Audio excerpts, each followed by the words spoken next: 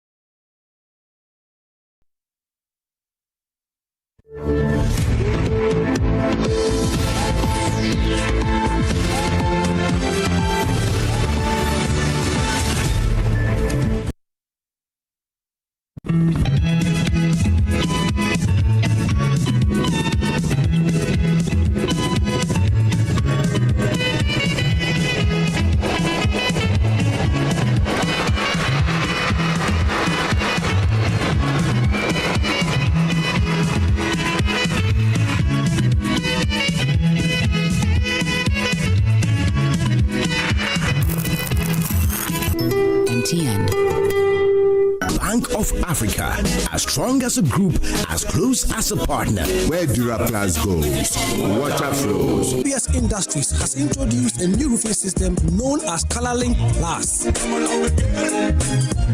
Flamingo paint, simply superior. Syntax tank, are you strong? Are you tough? Cherry Tree Properties. We develop spaces as though we were going to occupy them.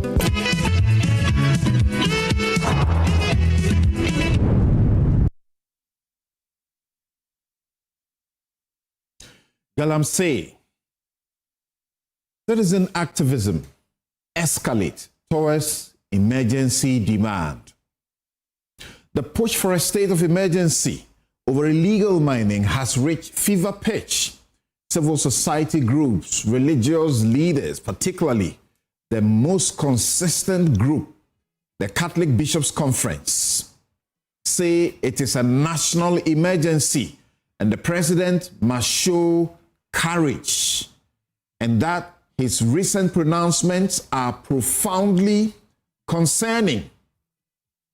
So now, professional bodies like UTAG, University Teachers Association of Ghana, and the Ghana Medical Association have joined the chorus once again.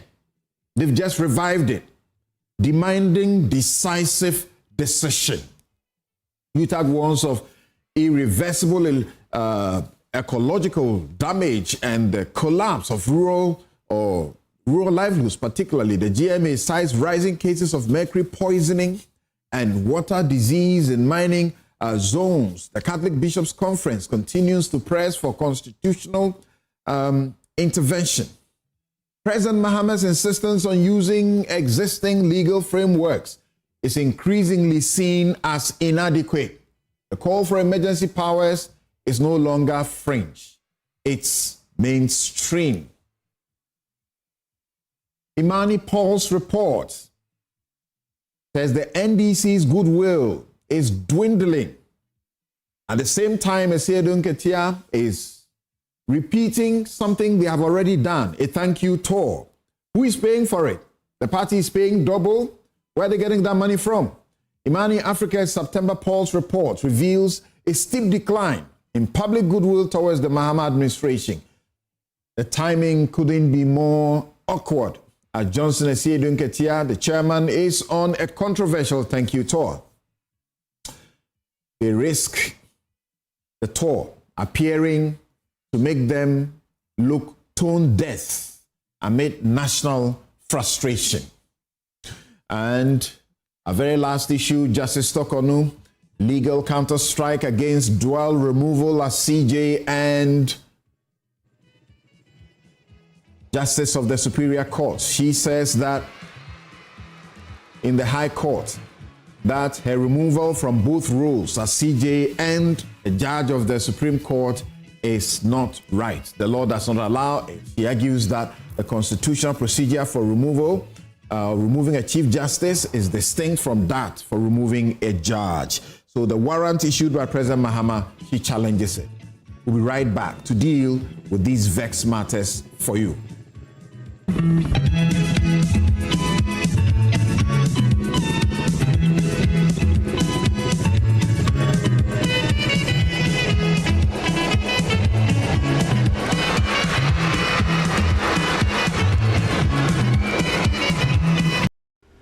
Bongo.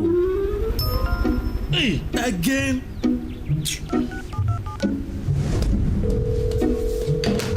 Hello, thank you for calling MTN. Yeah, this is Jerry, Jolly J for short. Hi Jerry, how may I help? These days I'm not happy with you guys at all. What you guys do is not cool, crowd. How do you mean, sir? You've been giving Bongo gifts all the time. Who is Bongo? Oh, Bongo, my friend. He purchased in my room. You don't know Bongo. Oh. You've been giving free gifts, but I don't. That don't be gift is him. That's MTN rewards, sir. You can also get freebies because on MTN, doing always gets rewarded. Doing more of the things you love. Talk, text, browse, and more, and you get to redeem free call time or data by simply dialing *550#. Oh, sir. Yes, and on Fridays, you can even get extra special rewards like food vouchers, shopping discounts, and much more. Didn't tell me anything, He will move out. Doing gets rewarded, eh? Hey, but your voice is really nice, so... would you like to know how I got the name Jolly J? That won't be necessary, Mr. Jolly. Calling customer care service doesn't give you points. I'm gonna call my mom. I'll call my grandmom. I'll call my ex. That girl can talk, Papa. Hello, Mama. So what's the topic for today? MTN.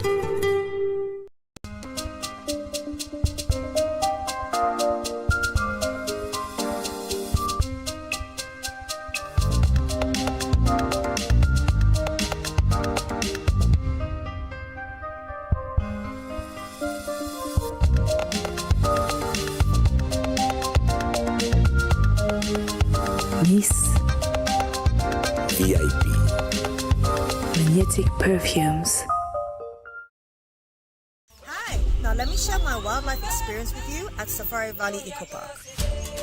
Welcome to Safari Valley Eco Park. Our electric shuttle pulled up and in no time our tour began. We were surrounded by wildlife from the moment we entered the Eco Park. We were greeted by experienced tour guides who took us through orientation and how to better enjoy the experience. Watch these animals roam freely in their natural habitat undisturbed by our presence. We saw zebras, sable antelope, brown crane, mara, silky chicken, nyalas, Shetland ponies, and so many animals I just couldn't keep up. Our tour guides taught us so much about the wildlife, their behavior, and how to interact with them. I even fed them. We also went fishing on a man-made canal. Then we took a break to have lunch in this serene environment. All this amazing experience for this price for adults, this price for teenagers. It's a bargain. As the sun began to set, it was time to go back home, but not before dinner by the campfire. It has been a thrill of a lifetime, and I can't wait till my next visit. Safari Valley Eco Park. bringing you closer to nature. Ghana, the wait is over. The grand finale of the Energy Commission Senior High School's Renewable Energy Challenge is here. Watch as 6 outstanding schools, Presbyterian Boys SHS Presekli Gon, Asiedu Senior High School, Ahantaman Girls Senior High School, Ola Girls Secondary School Kenyase, Damongo Senior High School, and Dabopa Technical Institute compete for the ultimate title of Ghana's Clean Energy Champion. Join us on Tuesday, 7th October 2025 at the Accra International Conference Center at 10 a.m. Who will rise to the top? Catch the thrilling finals live on JoyNews at 10 a.m. prompt. The Senior High School Renewable Energy Challenge is powered by the Energy Commission and the Ministry of Energy and Green Transition in partnership with the Ghana Education Service and the Ghana TVET Service, and with support from GIZ, Ashes University, Volta River Authority, Greenfield Ambassadors, Star Oil, and the PURC. Media partner JoyNews.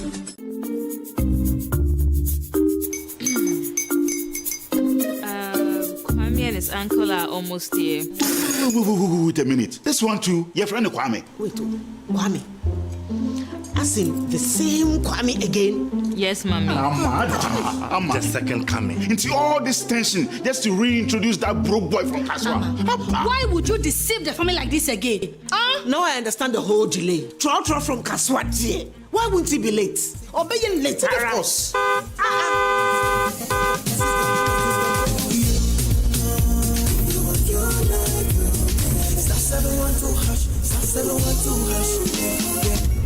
Go be the luckiest, go be from your job, be luckiest. From not the block, she be luckiest.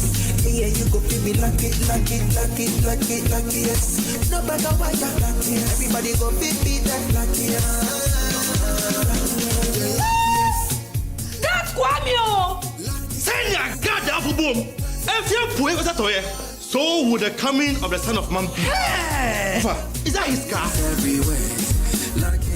Dial *712#. Choose your ticket. Enter your lucky number. Follow the prompts and let destiny handle the rest. This promotion is regulated by the NLA on the Caritas platform.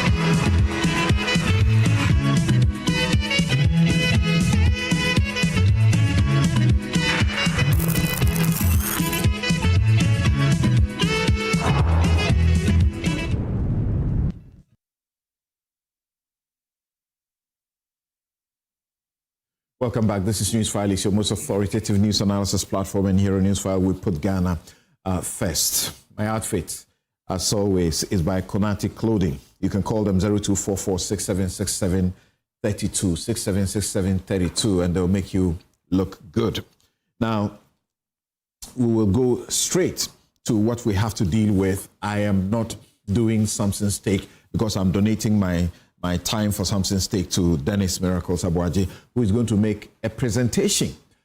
He says it's a compelling presentation to give us, some information back as to how the Galamsey fight ought to be mounted rather than the way John Mahama is approaching it, to show you how far better President Akufo-Addo did in his approach. You remember in January 2017, he banned small-scale mining completely. Repeated the ban, repeated it about 3 times. By October of 2017, it was still in force. and then in 2018, it was still in force. So, how can John Mahama claim that he's doing better at this time? Tomorrow, Democracy Hub hits the streets to protest. Monday, they hit the streets to protest. And then on Tuesday, we have the IEA also beginning a discussion on this issue. Welcome to Newsfile. This is your most authoritative news analysis platform. In the studio, Clara Berry Cassati. For those of you who have been calling for her for a very long time, here you are with her. She's a law lecturer, University of Ghana School of Law, and in private practice. Of course, here also is Roxanne Nelson Eche Kwame Dafiamapo, who is Majority Chief Whip and MP Saldai. Dennis Miracle Sabuaji stands right by my right-hand side. We will be joined on Zoom by Most Reverend Joseph Osei Bonso, Emeritus Bishop of Konongo, Mampong Diocese. As you know, the Catholic Bishops' Conference, they have been the most consistent group of religious body to be talking about Galamsey for years, decades now. Dr. Theo Echampong is political risk analyst. He also joins us. So, Dennis, let's get you to convince us that President Akufo-Addo, who just a couple of days ago said Mahama is doing poorly, did better and had superior methods that Mahama should rather emulate. Well, Council, I think most importantly, it's not even to determine who did better or who is doing worse, but to get all of us to acknowledge which methods actually may work for us. Okay. And to determine which ones we have tried before and which ones we cannot adopt.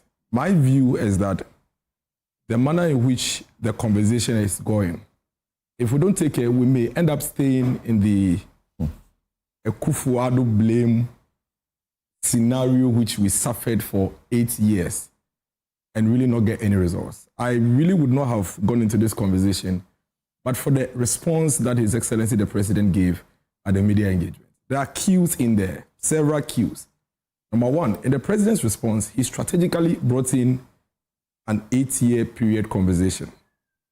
What it does is that it's preparing the minds of the citizens. He said Galamsey has gotten worse in the last 8 years. He said if you look at the damage that has been done in the last 8 years. Okay. What it means is that if you don't take care, President, His Excellency is preparing the minds of the citizens to stay in a certain period. So he can be seen as the savior who can do the minimum and still feel good about it. And that for me is where the challenge is. Number two, I have always felt, and I've looked through a lot of reports, and I feel that His Excellency the President's commitment towards the fight of Galamsey is very low. And it didn't really start today.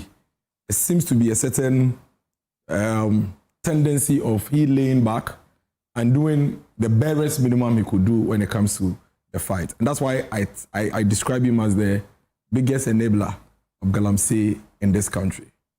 The fact that he believes that it's okay for a country to spend proceeds of crime, illegal money, it doesn't matter where it comes from, so long as the money has come, I think I have a problem with that. I also feel that leadership must be consistent, leadership must be responsible, leadership must be accountable to the people. This really has very little to do with MPP and NDC, but more to do with who has the responsibility to deal with the issues. And let's all acknowledge that another than Akufo-Addo that you would want to reference, indeed, could not complete the process of the fight against Galamsey. And Galamsey Council is one of the top 5 reasons why Nana Addo and the MPP lost power. Indeed, if you are to list the top 3 reasons why the MPP lost power, Galamsey will be in it. What it means is that it's completely moot. It's a very dormant excuse to try to use Nana Addo Akufo-Addo to make an excuse. That notwithstanding, let's not make the conversation about Akufo-Addo. Let's make the conversation about triggering the president to wake up and do what he needs to do to give us results, especially based on the promises that he himself made. So we look at Galamsey, and if you talk to a 24-year-old in 2024, they are likely to let you understand that Galamsey started in 2017. In fact, in 2024, the 24-year-old was probably 10 years old in 2010. The 18-year-old was probably 4 years old in 2010. And so a lot of the people who went to vote, or about 3 million of the voters who actually took the decision in 2024, lived under the impression that they are voting against a government that is complicit in Galamsey. They are voting against a government that introduced Galamsey. And they were voting for a government that whose presence will simply eliminate Galamsey. And for me, that is one of the biggest lies that was told in the previous elections. And if we don't deal with it now, it would continue to serve as a cover and a shade for the president for him to do little or nothing. Remember, he has been a president before at a time when there was Galamsey and he failed to deal with it. So what are the issues? My view is that mining didn't start today in Ghana. Indeed, if we look at all the records, it predates even colonial era. Even the Galamsey that we refer to predates our age. However, the Galamsey that we see on river bodies and forest areas now is the type of Galamsey that we all acknowledge started between 2010 all the way to we're experiencing now. That is fact. Unfortunately, when we had the cause and the reason to fight Galamsey and fight it head on, the impression was created as if some people were actually the one who came to office, introduced the menace, and for which reason we are all grappling with, and we need to get them out. Council, I think that the way the president and the NDC managed to turn the entire country against Nana Addo Dankwa Akufo-Addo, the way they managed to politicize Galamsey is one of the reasons why Akufo-Addo could not complete the process of the fight against Galamsey. And I'll tell you why. Akufo-Addo remains the only president since the kind of Galamsey we are seeing today popped up, which includes the current president during his time in the first term, that was able to show proof of concept that indeed, if we put certain steps in place, we could clear our water bodies. It's Akufo-Addo. None of them. Mahama couldn't do it, His Excellency. Professor Atamils could not do it.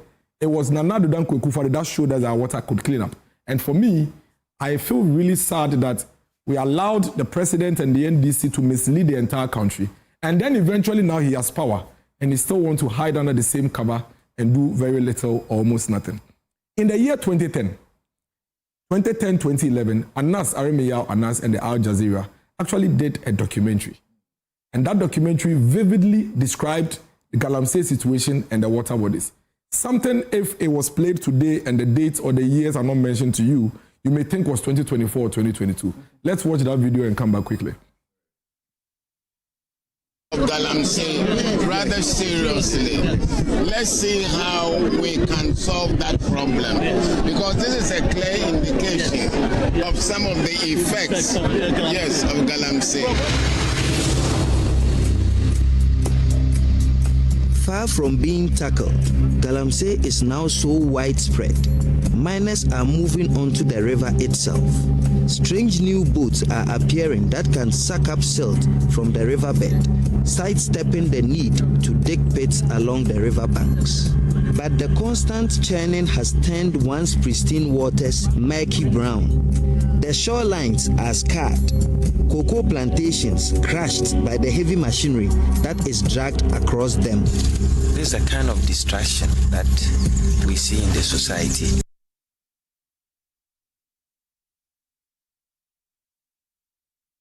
This description from Anas Aremeyaw Anas. You heard Professor Mills speak. The point I wanted to make here is that let's kill that lie. I mean, they are in government now. Let's not sustain it. Because if you sustain it, what it means is that it doesn't wake the president up to find it urgent, because he could always come and tell us that, listen, I'm the one trying to help. I'm the one trying to solve, so give me time. But he doesn't have time. Because this happened under his tenure. This happened when he was president. And there are several screenshots of stories then. If you can scroll to the stories that we have. Report of Galamsey, report of people dying during his tenure, when he was vice president, before eventually he became, president. Please keep scrolling. Scroll for me. There are stories. Go. Just keep going. Keep going. So these headlines, 10 Galamsey operators buried alive. Please move to the next slide. Yes, stop Galamsey now. This is March 2010. Several stories. Please move on. Another Galamsey tragedy, 12 trapped to death. Please move on. Move on. Flood. Males angered by harmful effects of Galamsey. 2011. 300 people died of Galamsey in 2011. Move on. Move on. Move on. So the point we are making here, court not helping fight against Galamsey. This is honorable for some people. Let's stay on this. Now, this is a report that was made on Galamsey situation between 2011 and 2015.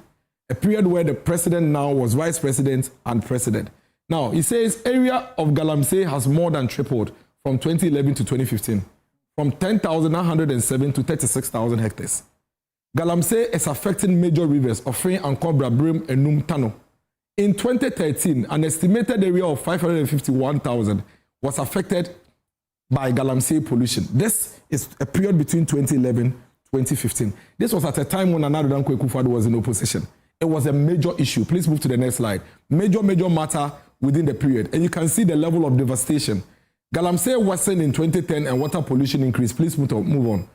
So these stories that I have basically run us through, sometimes you realize that if I covered the dates and I read these headlines to you, the likelihood you may think they are between 2017 and 2025 is high. That's true. These headlines, these are almost the same headlines we are running today. And so it is completely wrong for the government of the day, in an attempt to find a solution to Galamsey, to continuously create an impression as if they are saviors. No, they introduced it. And when I say they introduced it, I'm not saying they are mining. They were the ones mining. Indeed, let me tell you something. In the year 2016, in the year 2013, please go back a bit. In 2013, John Dramani Mahama, the president, had a course to set up an interministerial task force to fight Galamsey. Now, guess what? The interministerial task force had the responsibility to go to the mining area, arrest Galamseyers, burn excavators, burn chamfans, arrest the foreigners, and deport them to their country. It was their mandate. Right. Honorable Anatete was there. Inusa Fuseni Honorable was the chairman. Mahama Yariga, now majority leader Honorable, was a member. He was the environment minister. Mahama Yariga, at a point, September 2016, this was like 3 months to elections, said that he has given up on the fight against Galamsey. Indeed, he said, I called the EPA boss, I called the Minerals Commission boss, and I told all of them, look, we cannot win this fight, and that we need to look at an approach. At some point, Mahama Yariga was advocating for regularizing the illegal mining, making the point that once they mine and it can be covered, we are fine. Never within this period did you ever hear Nana Addo Akufo-Addo or anybody from the MPP period between 2010 and 2016 actually attacking President Mahama and accusing him of doing Galamsey at that time. Nobody ever did that, and we should put that on record. What Nana Addo did was that when 2016 September, the issue became a burning matter, 3 months to election, he said, I am proposing an alternate way of dealing with this. And I think that if we're able to put that in place, it would work. Vote for me, and let's see how we can deal with it. Nana Akufo-Addo won the elections. Fast forward, council. In the first 3 months of Akufo-Addo being sworn in, April, it was 3 months. And I hear the president says, it's just 8 months. Let it be put on record. When Nana Addo was sworn in January 7, 2017, Galamsey had been running since, at least in a major way like this, from 2010. Akufo-Addo never told the country that I have just come. Please give me time, because you know that this problem has been created during the Mahama era, and so give me time, let me work on it. No, he swung straight into action. He called the media, he called civil society organizations, they sat down, they realized that the place was too chaotic, and the best approach to deal with it was to place a pause on it so they can look at how to deal with it. So, in April 2017, Nana Addo placed a ban on all forms of small-scale mining in this country. It was a first 6 month ban, but eventually it ran for 20 months. Council, 20 months of a period in this country, Nana Addo Akufo-Addo placed a ban on mining. That was the time Nana Addo now embedded media houses and CSOs with the military and the police in the fight against Galamsey. Multimedia, fully embedded. When the military and helicopters, the media people are with them, taking drone shots, taking area shots and all of that. I dare say that it was Nana Addo Akufo-Addo's strategy of bringing the media into this fight that actually brought real-time update to the Ghanaian people, and I think it was one of his unmaking and undoing. Because within that period, now Ghanaians began to follow in real time the issues of Galamsey. And think about it. These 16, 17 years, 11 years, 18 years old at the time were not They were like 4 years in 2010. So their eyes opened in the Nanado era at a time when you could see Galamsey fights everywhere. Then the NDC said, oh, we'll help you. Let's do it. All manner of things. Because they realized that people were interested. By December 17, 2018, our water bodies had started clearing up. Council, the water bodies that were brownish, Milo color, had started clearing up. And we should watch this video. Yeah, that's true. I mean, media houses reported, please, if you have the video of our water bodies clearing up, please, let's play that. I think it was a City Reports video that I have, to be played. This is the first water body that we are visiting in the Chebi area. Ni, you were here some 3 months ago before the fight against illegal mining. Give me a picture of what the river was and now. Yeah, Kojo, when I visited this particular place in February, it was muddy. The water was muddy. Galamsey operators were busy on site working. They had diverted its course. Indeed, they had blocked it, and then they were using the water for mining purposes. But as we can see here today, even look at the speed at which... So, I mean, it's a long video. We don't have enough time. So the evidence is that Nanado actually showed proof of concept. That indeed, if we stop the kind of mining we're doing, our water bodies could clean up. You remember at some point, people were only saying that, oh, it is when the rainy seasons come and it rains, it washes the mud into our waters. And so this was proof that Galamsey is actually the reason why our water bodies were the way they are. So he introduced reforms within the period of the ban, together with CSOs, several of them. Several strategies were put in place. And some of the things that we see today, and there's also one of the points I made, that's something. We cannot have run a strategy for 8 years, which we all admit did not give us the desired results as at the time Nanado was living. And then you promise us heaven and earth. Then when you come to office and you are doing nothing and we ask you to show us what you have done so far, you are showing us the same things you came to meet ongoing when you were in opposition and you were criticizing. So look at the, let's go back to a few of the slides. Nanado was doing arrest, ban, and prosecute. Nanado introduced easy way and convenient way of making sure that the locals will have some safer way of doing mining. So these are mercury machines that were introduced to some of the community people so that instead of they going into the water, they stay onshore and use the machine to safely mine. Nanado introduced the water guards. I'm sure you have heard that anytime you ask this government one of the things they've done, one of the key things they mention is water guard. Some said, let me show you evidence of water guard. Please go back. I think the water guard guys are either before this.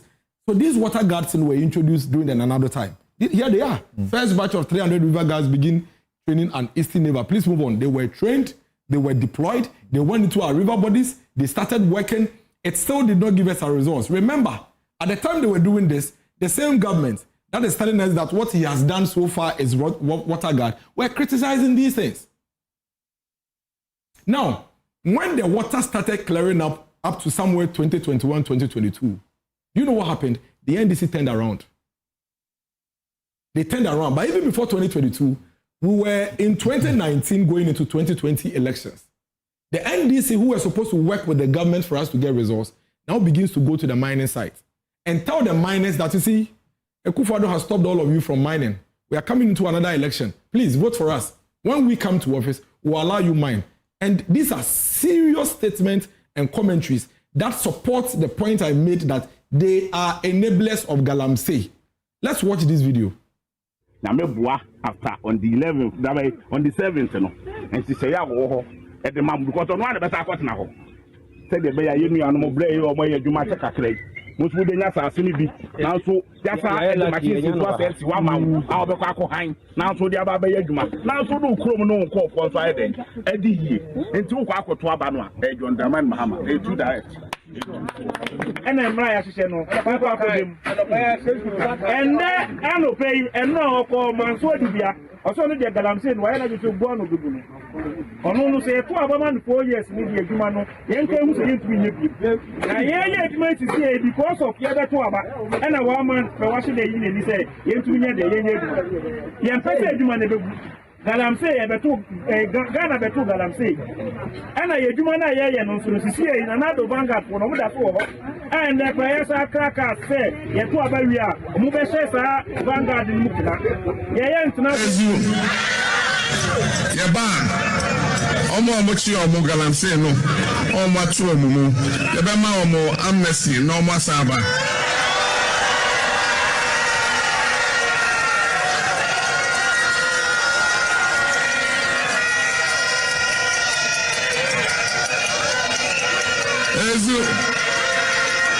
Then you are useless. You have no business governing. You have no business governing. And then he says, let us come, you and we should come together.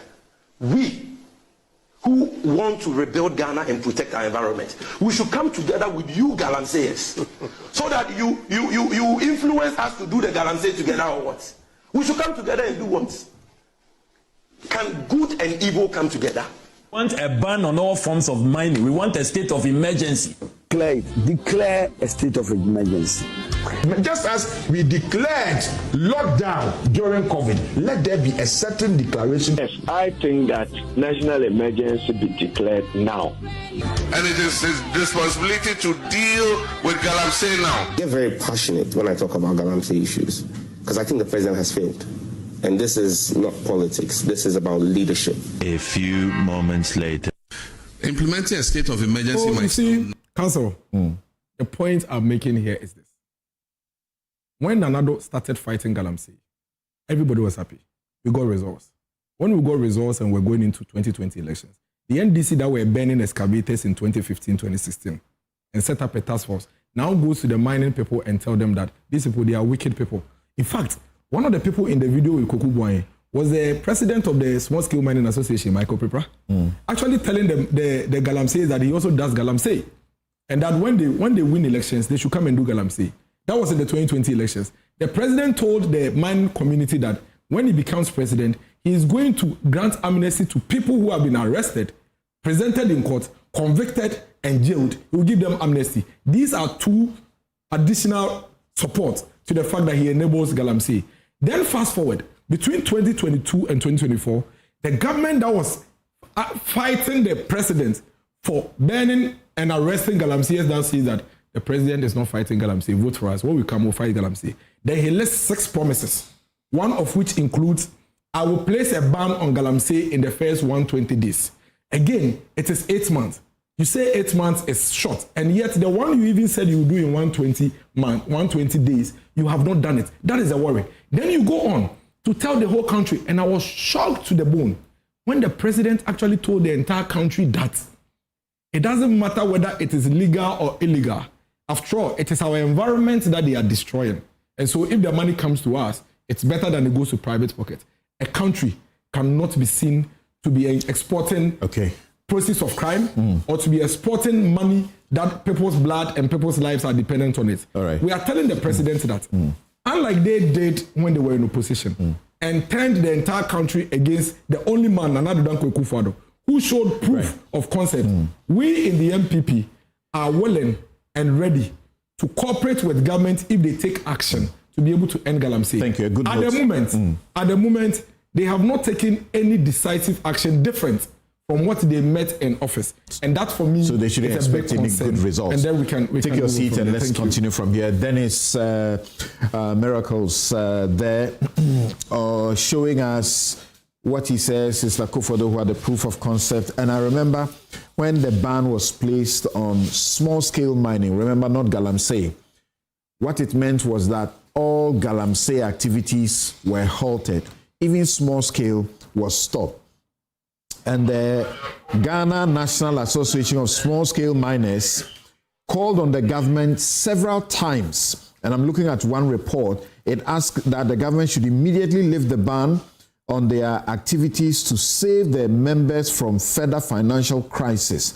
The executives of the association had said that they had incurred in excess of $551 million over the ban period, and that the cost could worsen the financial woes of their members. And the government had assured that by October of 2017, the ban will be lifted. As we know, the ban didn't get lifted. They kept repeating, reinforcing it until it took about how long? Over a year before the ban, 20 months before the ban was lifted.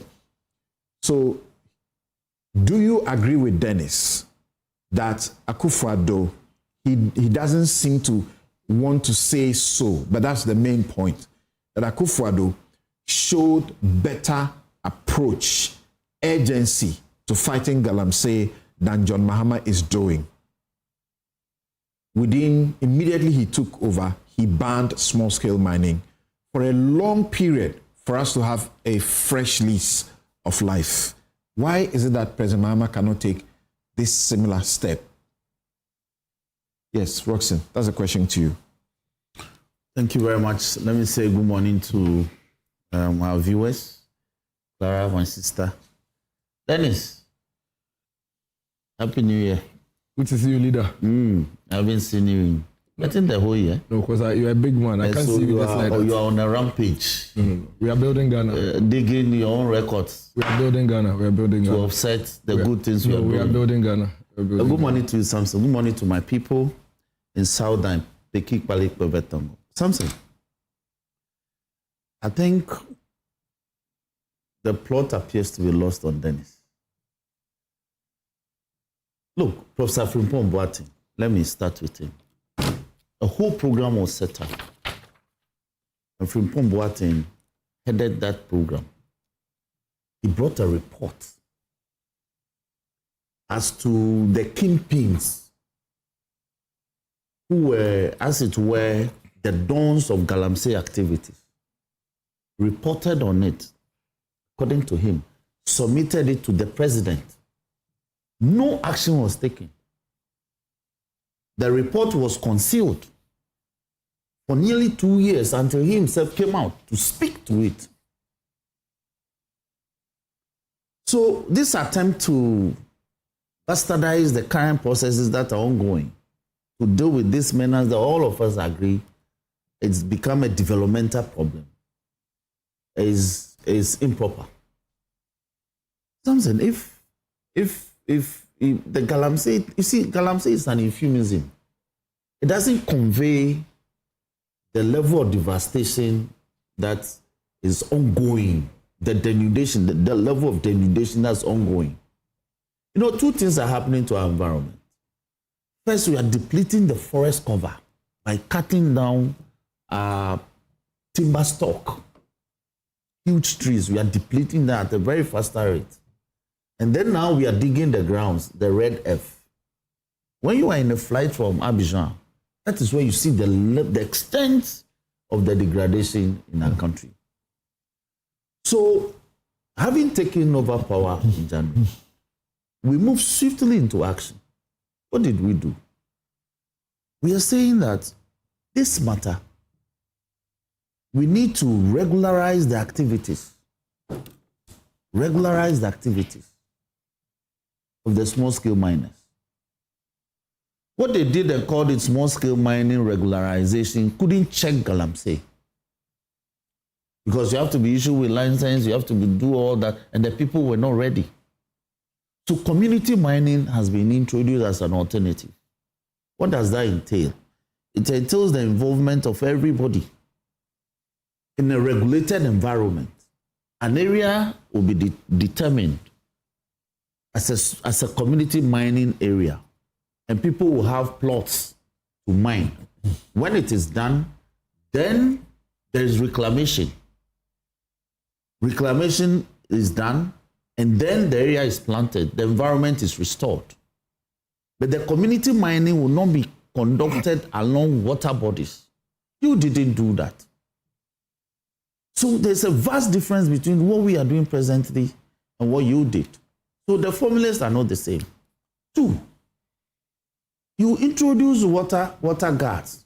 Yes, I agree. But your water guards were chased out by persons who were armed. They were armed to the teeth. Your water guards were not armed. We have varied that formula. Our water guards are armed. The blue water guards, they are armed. And as we speak, just last weekend, they conducted operations and drove away arm-bearing groups who were mining in some areas that they are going to enter. So you speak of areas like the Anua Futu Forest Reserve section of the what is it called? The forest areas around the Jamira and the Anyuafutu forest reserves in the Ofin shelter belt. They went to work in those areas. They are working around Boli and that stretch all the way to Hamley area. And every day they go around and check they check Galamsey activities. So burning of excavators that you did, you didn't just burn excavators. You actually brought, according to Amau, we brought over 500 excavators to Accra and parked them at an area between Medina Old Road and Adenta, that stretch, that aviation open space, open land. The excavators have all vanished during your time. So you introduced measures. You were not committed to implementing the measures to its effective implementation. So your measures failed. Our measures are not failing. So the call about the imposition of an emergency or a state of emergency, yes, constitutionally provided. Article 21, Article 31, they make those provisions. But would the imposition of a state of emergency resolve the matter? I think that there's an alternative to the imposition of a state of emergency. Because if you declare a state of emergency, you require a lot more resources to enforce it. But if you declare what I will call security zones, if you identify the Galamsey prone areas, you declare them as security zones. It is easier, they are compartmentalized. It's easier to mobilize policemen as well as military men to now guard those areas to prevent persons from entry. Then you also will take proactive steps to go in and reclaim the degraded environment and restore the water bodies. Because the blanket imposition of a state of emergency has far more consequences in terms of logistical support and mobilization than declaration of security zones. So that will be my response to him in respect of that. Now, we have about 288 forest reserves. Out of that, about 44 have been degraded.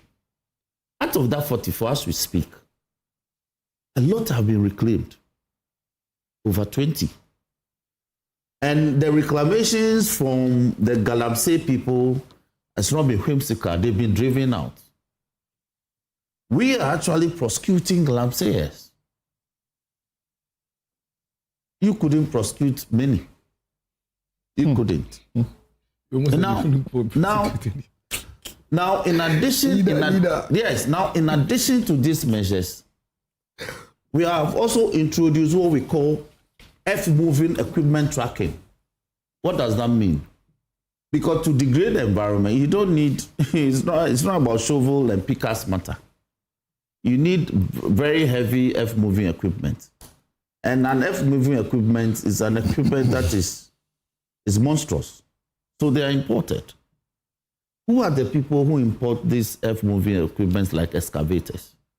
If you are not a road contractor or into very major civil engineering projects in the country, why would you bring in an excavator? For what purpose? Or you are not into mining, licensed, registered heavy mining company.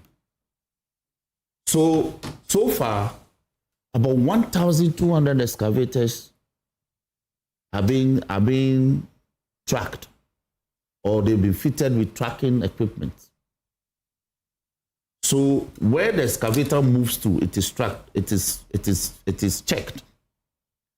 Those that are in the wild and they are not licensed for the purpose for which they are supposed to be done, they are being confiscated. And those who have legitimate reasons to bring in the excavators that are presently at the port, in conjunction with the Ministry of Transport the GRA, the Customs Division, as well as the Ministry of Communication, some policies have been put in place to fit all these new ones with tracking machines or equipment, so that they are not transported to Galamsey or our forest areas for purposes of degradation. Then in addition to this is the menace of Shamfuan, this Chinese machine called Shamfuan. The task force is also tracking the Shamfuan and destroying them. And then we're also checking the importation of this Shamfuan. Because even though it serves as a generator in some communities, they are not brought in as generators. They're actually brought in at water sapping, soil sapping, fine soil sapping machines that aid them in the Galamsey activities. So these are some of the clear-cut measures. All right? So, my brother, we must commend government for the efforts that we are putting in place, very proactive measures to check Galamsey. I am an environmentalist, and as a person who takes keen interest in geography and tourism, degradation of our green forest belts is actually hurting our tourism potentials because they are destroying tourists, very beautiful tourist attractions. So before you get into that, a couple of questions for you. Yeah. You referred to Professor Adu-Boahen's report. Yes. Are you by that suggesting that it was shelved, it was kept for a long time, and he had named some, kingpins, and they were not dealt with in the Akufo-Addo regime? Are you by that suggesting that report negates the facts of President Akufo-Addo's urgent and far-reaching action of a complete ban for nearly 22 years when he took over office? It does. Because you see, when he lifted the ban, it was around the same time that he instituted a lot of programs, Operation Galamsey, Operation Vanguard, then eventually the Frimpong Boate Interministerial Committee. I didn't set that up, he did. And they came to Parliament, we voted a lot of money for that committee's work. The committee did its work because the committee was set up for a purpose. And the chairman is the one saying that when my work was done, I submitted my reports to my supervisor. And I expected him to have acted upon the content of the report, including the recommendations. But after so long, I discovered that he was not acting on the report. So he had to go public. It was when he went public and actually leaked the report that some of us got copies. The leakage of or putting the report in the public domain didn't come from the presidency. President Akufo-Addo. Yes, it didn't come from the presidency. You can't credit President Akufo-Addo for being a listening president. That he is coming into office at a time when there was pressure about ban small-scale mining, ban Galamsey, and so on. And the media coalition, led by Kanashibe, kept heaping, as it were, the pressure. When they were coming into office, in the campaigns, they were campaigning about regularizing the illegal miners, just as you have just spoke about that you are also seeking to do. In fact, when Amewu appeared in Parliament for his vetting, he was talking about regularization. But the media campaign was so heavy that the president had to listen. And what did he do? That the situation is urgent. He gave a complete ban. That response is completely different from President Mohammed's response. That's the fact we are being faced with. That's inaccurate. I gauge people from their conduct. If indeed you listen and impose an interim ban, when the ban was being lifted, you introduced measures. The measures that you introduced rather went to worsen the situation. And the chairman of your interministerial committee presented a report to you. That again is conduct. You failed to act on the report and things got deteriorated. How should I commend such a person? I would have commended him here sitting today if he had acted on that report. and implemented the recommendations in pursuance of or as a consequence of the earlier imposition of a ban. Our water bodies wouldn't have demonstrated a sense of urgency. You see, if you demonstrated a certain sense of urgency for almost 2 years earlier in the year, and stabilize your water bodies. That's what they are saying. And then your actions at this time, please, the turbidity level that we were talking about at that time is about how many times worse? What were the turbidity levels when they were leaving office in December?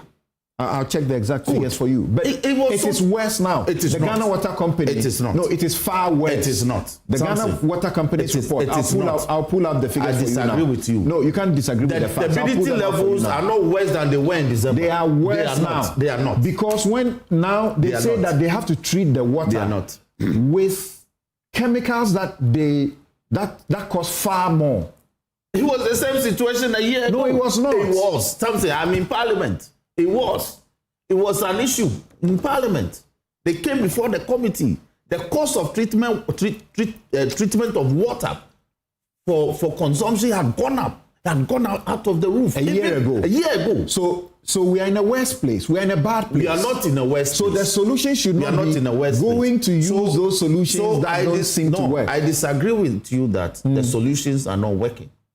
Because the solutions that we have introduced, because you see, the level of the degradation and the denudation has been so bad that it will take some time for us to begin to see the effect.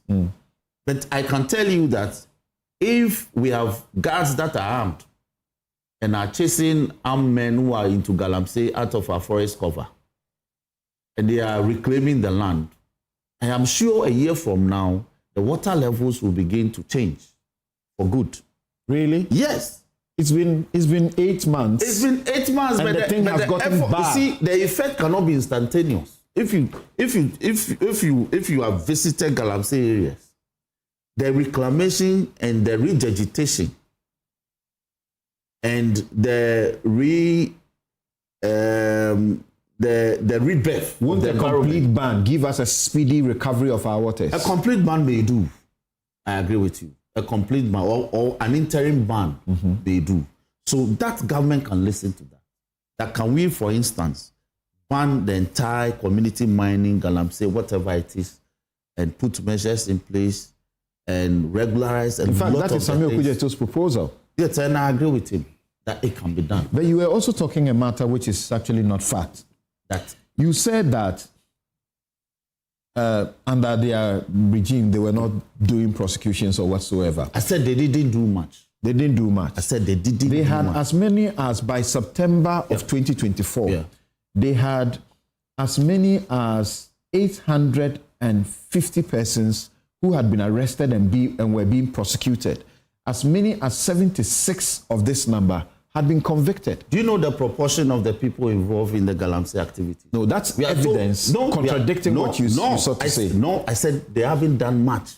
If you compare that to the number of the persons that are reported to be engaged in Galamsey in excess of 3 million, then you haven't done much. So I use proportion.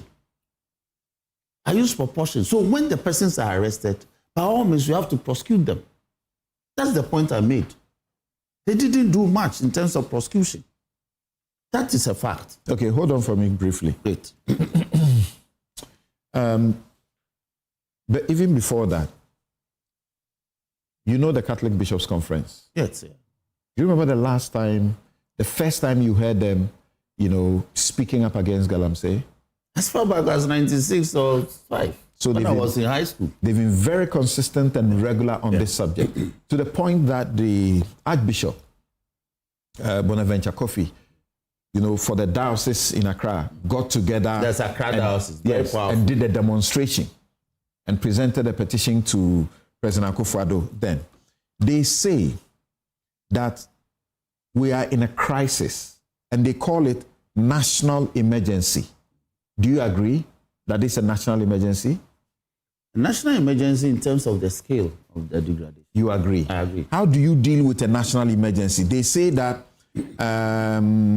our rivers are poisoned, our farmlands are stripped, and Mohammed's refusal to declare a state of emergency is profoundly troubling. Now, I disagree with that position because declaration of a state of emergency is done in consultation with the Council of State. And also you have to come to Parliament. I'm sure the President is being briefed. But I will favor declaration of security zones because declaration of security zones will also deal with the emergency situation of the matters. It's assumed developmental proportions. But when you declare security zones, you can't enter the area. But you see, declaration of a state of emergency, you affect the lives of persons who have no business dealing with the activity. Movements are restricted, economic activities are adversely impacted. So compartmentalize the areas and declare them as no-go areas, security zones. Simplicity. It's a better alternative to the blanket imposition of a state of emergency for me. Yeah. Let me bring in the. Council, I thought I would just address a few of the issues. Hold on. You had hold on for me. So Erastus Asaredonko is supplying me some quick information about the turbidity levels. He says that the turbidity level at Daboase went to 14,000 in 2024. The latest figures put it at 9,000. But listen to this. That of Ofing has increased dramatically from about 18,000 to 21,000. Yeah. Because of what? Yeah, because of about a month ago, when the blue water guards left the area, some armed men moved in and they worked overnight. So within 2 weeks, they had caused further pollution to the water. So just last week, the security went back to drive them away. So yes, he's right that even though it was within last 2 months or so, it increased from 18,000 to 21,000 because of these activities that, in fact, Savinjemfi reported on this a couple of days ago. So I agree with that report. I have some information. But it will better. I'm sure one day. So on your screen, you can see the water quality index of major rivers in Ghana from 2005 to 2014. We acknowledge those. We want the current figures. The current figures, and my producers are helping us to get the full picture so we can better inform ourselves. The current figures, which has led the Ghana Water Company to, make complaints and say that they need how much increment in quick, very quick. Yes. I know, but Council, so that we don't lose track of the Council, you see, I keep hearing the NDC use Professor Adu-Boahen's report as a basis to bastardize the Nadu Dankwa Akufo-Addo all the time, and they do it with a lot of misrepresentation. Let's admit, if the NDC insists that we should work with the Professor Adu-Boahen's report, then Council, let's do so. I have always had my concerns and issues with that report. But if they insist, then let's do so. Go to page 13 of Professor Adu-Boahen's report. You know what it says? Professor Adu-Boahen says that, and I'll just move to that paragraph. The NDC was given an advantage in terms of access to resources from mining. This is because there are far more NDC people engaged in illegal mining than MPP members in the region. This is in Professor Adu-Boahen's report. So implement. So please wait. Yes. Oh, Council, leader, when you were speaking, I didn't speak. I beg you. Well, I didn't speak. Council, you see, if you are to take Professor Adu-Boahen's report and work with it, then the NDC have no business being in office. Because the report indicts the NDC than even the MPP. The report is clear. It says that there are far more NDC people engaged in illegal mining. It's on page 13 of the report. That is it. So I don't know why the NDC think that they can just pick Professor Adu-Boahen's certain paragraph and when another Dankwa Akufo-Addo with it. And as we speak today, investigations have been done, including by the Fourth Estate. Yes. That prove that NDC tax have taken over even proper concessions because they have come into power. There's nothing like NDC. No, there's nothing like NDC tax. Leader, why? No. Let me speak. I disagree. No, I speak in reference to something. Council, today I need protection. I disagree with what he just said. There's nothing like NDC tax.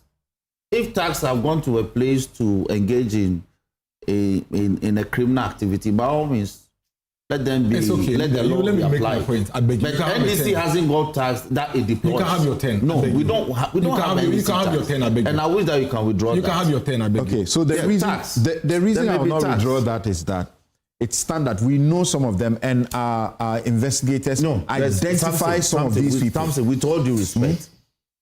Which are members of the NDC. Can you let me show you this. How are you doing this? September 17, you can't say that September you have 17, 2015. Doesn't breed tax. The Fourth Estate did this story. NDC Group admits leveraging political power for illegal mining.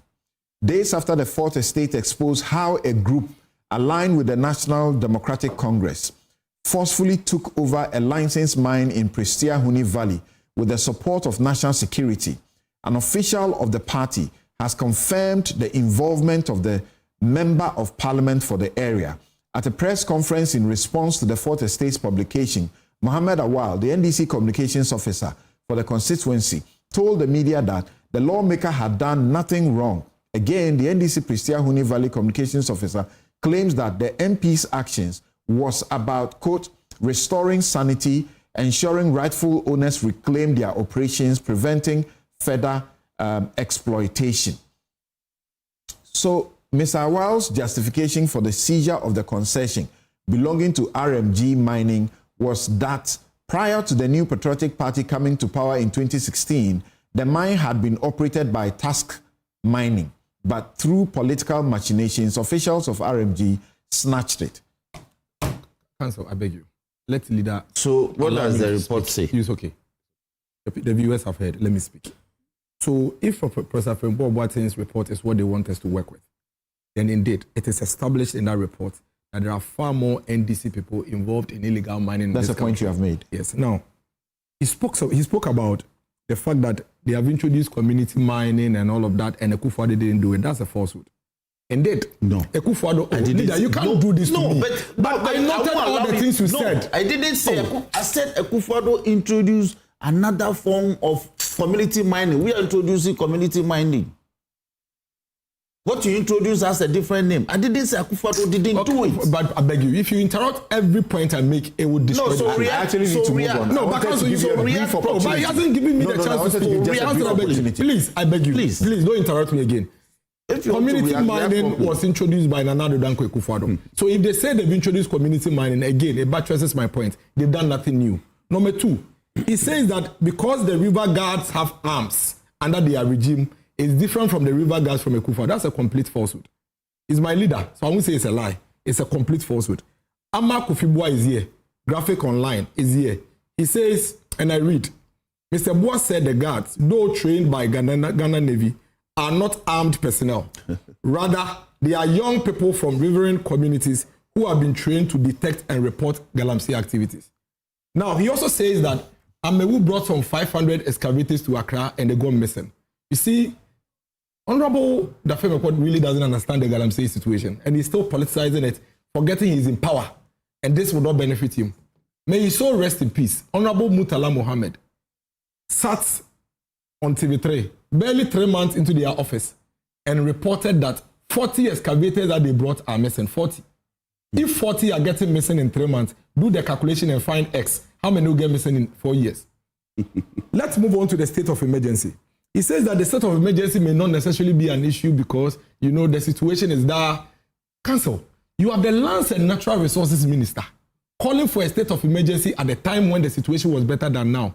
See, I have an image that I've asked your producers to share if they can share with us. The Water Resources Commission, every year, actually does what they call Water Quality Index. And Council, guess what? The Water Quality Index is more comprehensive than the stability level. Because that one, it looks at 4 other issues. If you can project it for me, 4 other issues. The stability level is just one of the elements that feeds into the Water Quality Index. In the year 2010, before Galamsey started the way it is in Ghana, when NDC was in power, look at the water quality in this country. All the 40 Galamsey water areas, were fairly good water. Council, you say it. The orange one you see. So under 2010, we did not have any poor quality water. We did not have any grossly polluted water. We have fairly good water. Between 2010, when Galamsey started in the manner it is now and the NDC, to the time John Mahama left office in 2016, guess what? We had 15 of our water bodies only fairly good. 25 of them had become poor water quality. Within 6 years, 25 of them and had by become... 2024, no, hold on. The 15 went to 29. By 2024, Nana Akufo-Addo had improved the water situation to the extent that the fairly good water, which was just 15, were now 29. And the poor quality water, which were 25, had reduced to 10. Thank you. Hold on. Thank you. That's where you stop. Dr. Sia Champong, thank you for joining us. And I've just seen you sharing with us, flying in the skies and taking footages of very bad, circumstances as a result of Galamsey. Talk to me. Don't you think, as the UTAG, GMA, the Catholic bishops are saying, the president's response now is profoundly concerning, and this is a national emergency, and that the action needed is not what he's talking about, because we have done all of this and it's not yielded much or anything at all? All right. Good morning, Samson. Good to see you and everyone. I hope you can hear me. We can hear you. Clear. Okay. So that picture actually was a picture I took last October on a flight from Takoradi to Accra. And as soon as we took off, you can see the Pra River around the Shamat side, and this is literally the river becoming like mixed with Milo or tea, as people would say in Ghana. And for me, it did underscore the point about the crisis situation that we find ourselves in. And this particular image went several miles before you now see the water or the sea beginning to actually turn blue. So I agree with you, and then the point that have been expressed that, look, we are in a crisis situation, and of course, things have to change. But interestingly, I have been on this same platform, Samson. We can go back to October last year. I think it was the 12th or the 10th of October last year, in the lead up to the election, when Galamsey became a hot or a topical issue. And again, at that point, we had the likes of UTAG, we had the Bishops' Conference, we had Kenashigbe's Media Coalition on Galamsey, we had even Fix the Country and all other different groups insisting and pushing for some form of serious action that would help, address the problem. And in the lead up to that, if you look at the manifestos that both parties actually presented, Galamsey featured prominently as a campaign item. And then I'll come to some of the things that the NDC said they would do, and then of course what the MPP also said, that they would do. A year ago when I appeared on your platform, and I will answer your question, when I appeared on the platform, I did indicate, right, probably 3 points. One, that almost 40% of the gold output that we have in Ghana comes from the small-scale mining sector.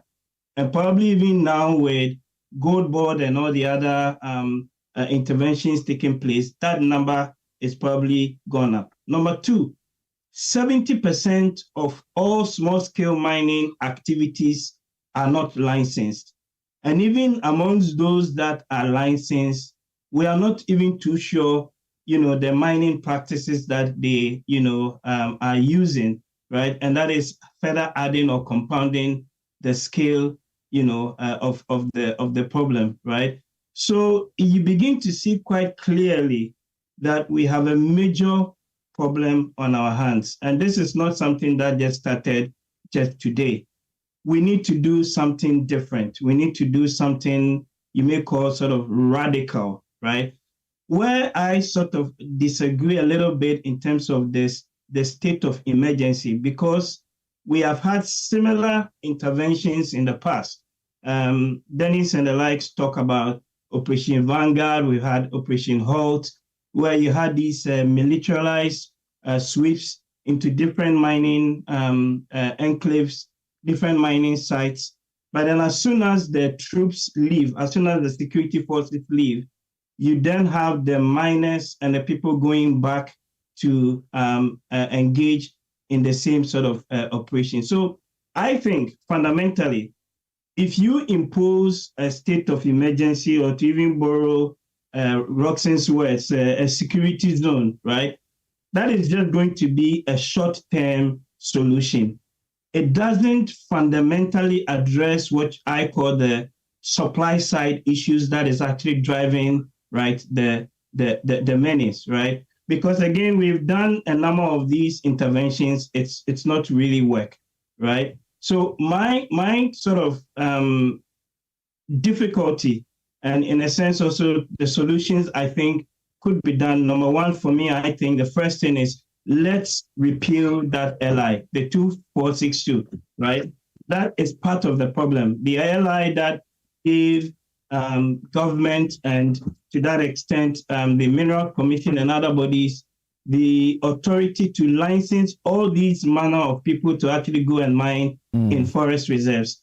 That is unconditional. That is something that even when the NDC was campaigning in opposition, they made statement to the effect that when they come into power, they will repeal that. It is 9 months down the line, and we need to see some action related to that. Yeah, Number very two, surprisingly, surprisingly, they did a 360-degree, turnover, and decided not to repeal it, but rather amend it. In the MPP administration, in the dying days of the administration, they had started the process to repeal that law because of the pressure that was coming from the public. It is now that the government is now yielding to the pressure to repeal that act.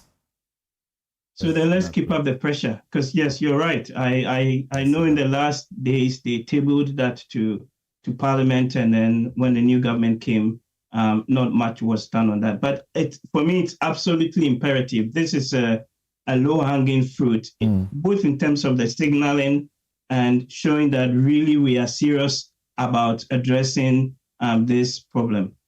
My second point in terms of what can be done beyond just a ban is the idea, or that now you have Gold Board being the entity responsible for aggregating all the gold within the small-scale mining sector. Right. But very importantly, we need to ensure that every gram of gold that Gold Board is buying is actually not Galamsey gold, right? So to that extent, how are we putting in place systems to ensure that, for example, there's traceability, that you have these licensed cooperatives? Yes, the Gold Board Act actually has that. So it's an imperative on the Gold Board to ensure traceability. And as the president said, when he said what is being taken against him because he didn't say those rightly, they are going to now implement that process. We understand that they are working with a certain private organization to begin to implement the traceability process. Yeah, absolutely. And this is, for me, is very, very critical because, both in terms of how you assay the gold, we need the chain of custody. We need to be able to prove that, look, at the end of the day, it is not Galamsey gold that is entering into, right, the formalized systems. Again, I say this because if you even look at the Bank of Ghana's statistics, right, recent ones on the economy, right, our total export for the year from January to August is about $18 billion. For all of last year, it was about $12 billion. Now, if you break that number down, gold exports alone for January to August is $11.2 billion. So roughly about 63% of our total export is coming from gold, right? Both small scale and then, the other large scale mining sector. So it is very, very important for me that we ensure that is done. Number three, and let me make two more points in terms of what can be done, is the attempt to sort of formalize the mining or these illegal mining activities. So in both the NPP NDC manifestos, you see some mention of what they call green artisanal mining zones, right? These cooperative models where you are geofencing the concessions, you're giving them certain equipment to be able to extract the gold in a more sort of environmentally friendly manner and all of that. But the final point that I want to make, beyond all these things which none of us is talking about, is the big elephant in the room. Who is financing and who is procuring these, mining-related activities, right? So we know that from the research, right, that there are serious political backers, there are serious people pushing and financing these activities, and they are linked to all the different parties in some shape or form. So if we go about doing all these bans and whatnot, but we don't fundamentally address the issue of the financing, the issue of the procurement, and the networks that are, hiding behind parties, hiding behind individuals to, finance and drive these activities, we only really would be, laughing ourselves in the foot. So I just want to conclude by saying that, look, you are not going to end Galamsey with soldiers. You end it by addressing or choking the inputs and the money that is going into that sector. And that a state of emergency partly only addresses part of the solution and not really the systemic reforms that really you need to address the problem. Now let me come to the studio to Clara. And Clara, when you listen to particularly the partisans speak, and when you listen to the Bishops' Conference, and we are trying to raise the Catholic Bishops' Conference to get a brief from them, because they have already made their point clear about how disappointing the president is moving with this. What do you say? What do you say? Samson, it's good morning to your viewers and listeners. First of all, I haven't spoken a lot on this issue, both since it became a topical issue till date. But yes, for me, I stand with groups like UTAC, with the Catholic Bishops' Conference, my bishops, because I'm Catholic, and then everyone who is asking for urgent solutions or resolution to the Galamsey menace. I agree that it's a crisis. We are in the state of a crisis. It's a national crisis, and that it needs urgent solution. So on that, I don't have a doubt. Where I may have different views is how to fight it, or what is the best way to go about it. One suggestion, for example, is the state of emergency that has been talked about. As Roxanne noted, there's a legal framework for state of emergency. So the Constitution, because it's a very critical issue, and because it involves rights of people and the situation when it comes that rights can be suspended, the Constitution provides a framework for it. And in that framework, it's the President, it's the Council of State, it's Parliament, who are the major stakeholders in determining whether or not there is a state of emergency. There is the President's call. Yes, it's the President's call. Not really, because he has to act in accordance with the advice of the Council of State. But it is his call. No, it's actually the President who initiates it. No, but if the Council of State says no, don't proceed, he can't proceed. Yeah, then we will that's know. what the Constitution says. Yeah, then we will know. In fact, he would have initiated it. In fact, if I'm to read, if you allow me to just read, even if they say yes, don't hijack my can decline. When yes, my honourable leader. Yeah, take this. Okay. So let's go to, if we go to Article 31, for example, and then you allow me to read. Once you look for it, Professor Kujaa PJ had written in 2024, and I quote a portion of it when he called us Galamsey. He said that the NDC must support the call for a declaration of a state of emergency. However, it feels equally threatened by the call because it will curtail their ambition to continue the Galamsey loot should they come to power next year. There is also the likelihood of losing support from potential financiers who are waiting on the wings to replace the DCEs and MCEs and reconstitute the dissects and widen and deepen the Galamsey practice, thereby taking Ghana to the next level of state capture, what is called the deep state. From deep state, we will end as a fragile state and then as a failed state. That's where we are heading. Yes, so I want to, as a lawyer, I want to stick with the constitutional framework because that's my profession. Right.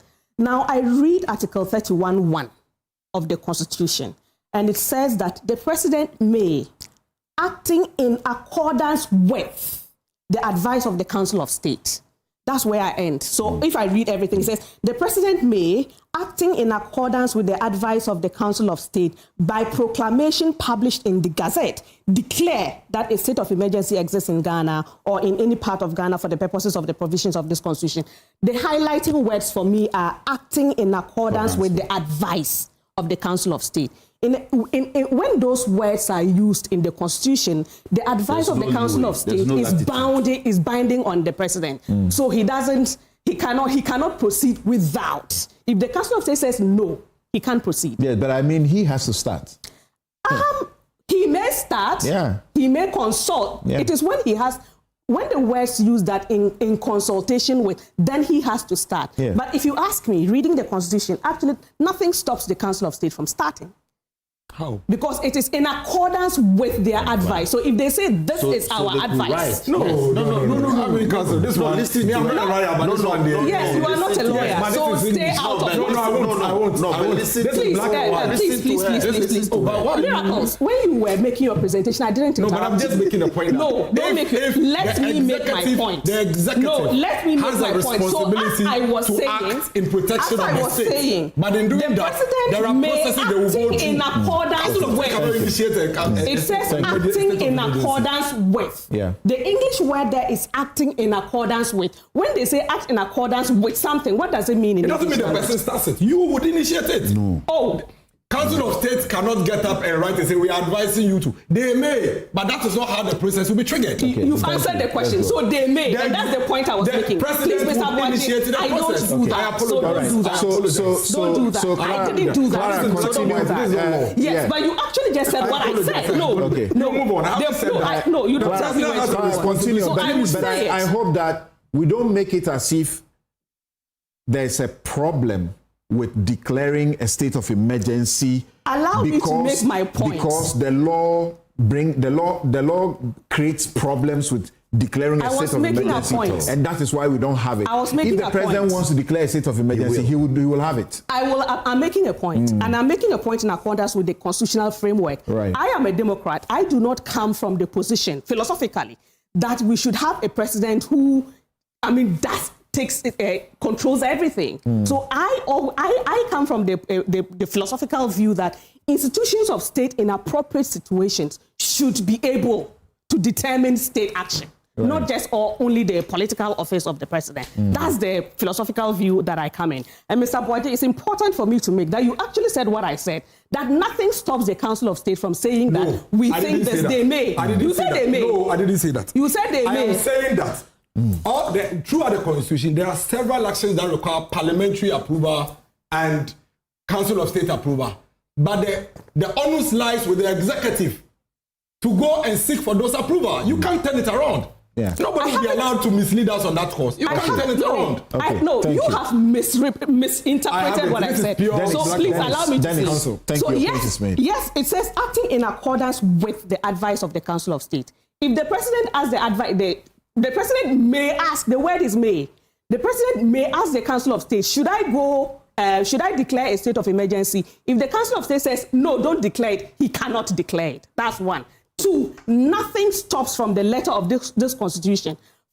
Nothing stops the Council of State from reaching out to the president. That's a second scenario. Nothing stops the Council of State from reaching out to the president that we think that there is a case for a state of emergency to be declared. So for me, there are two instances. One, the president can go to the Council of State. If it says yes, he may proceed. If the Council of State says no, he cannot proceed. Two, the Council of State can go to the president and say that we think you should declare a state of emergency. In my understanding of this constitution as a lawyer, it's implied. It says that their advice is binding on the president, and then he may declare, make the promulgation. So that's one. Now, number two. Be binding? Number two, it didn't say advice. It says acting in accordance with. No. Because you just said they can advise and the advice is binding. Yes. That's why he's coming to say it. No, the Supreme Court has pronounced on that. Advice is not binding. But it says acting in accordance. Thank you. It says acting in accordance. The point he's making, which is clear, if which you're is not a lawyer, don't expect to understand this is law. not in dispute. This is not law. We wouldn't have been going to school to discuss about law. Lady and gentlemen, this is common sense. It's very clear. Black and white. What are you talking about? So I don't want Let's be careful. Let's be careful in measuring on what we shouldn't measure on. Thank you. Because there's no dispute. There is. No. You don't know what I'm going to say. There's no dispute that if the president wants to declare a state of emergency, he can initiate the process. But he will need the advice of the Council of State, as Clara says, to be able to proceed. And even that, it will be for a period of 7 days, and then Parliament will need to confirm. In fact, after 72 hours, he has to go to Your viewers are watching. Listen. Thank you. No, Council, listen. The point is being made please. Can actually declare a state of emergency. Nobody said that. Nobody said that. Okay, so then let's establish something. Nobody said that. Ultimately, the person that declares a state of emergency is the president. That point is clear. That's not in doubt. Then what are we discussing? So if you keep quiet and let me make my point, you will understand what we are discussing. So you wait until you think you have understood me. So one, we are talking about the parties involved. The parties involved are three: the President, Council of State, and Parliament. The President, of course, cannot act if the Council of State says no. The declaration will be done by him, but he's not the sole party to do the declaration. That's one. Number two, there are circumstances in the framework under which you can declare a state of emergency. Yeah. One is natural disaster, any situation in which any action or any action is taken or is immediately threatened to be taken by any person or body of persons, which A, is calculated or likely to deprive the community of the essentials of life, or B, renders necessary the taking of measures which are required for securing the public safety. So there are the circumstances. Natural disaster, the situation I just talked about. What does that tell you? It talks about the essentials of the services and essentials of life to the community. That tells me that in the absence of a natural disaster, and which this is not a natural disaster, the community in which the state of emergency must be placed, their views cannot just be ignored. Now, in all of this debate that I have heard, in all of the activism that I support, I haven't heard the communities in which the state of emergency is supposed to be placed. I haven't heard anything that the communities have said, that they actually also want a state of emergency. Should they want it? Let me make my point. So allow me to make my point. I'm driving to a conclusion. So one, those are the circumstances. And as a Democrat, I do not think that we can just ignore the communities. But that's not just it. What that tells me is that there is more than meets the eye when it comes to Galamsey.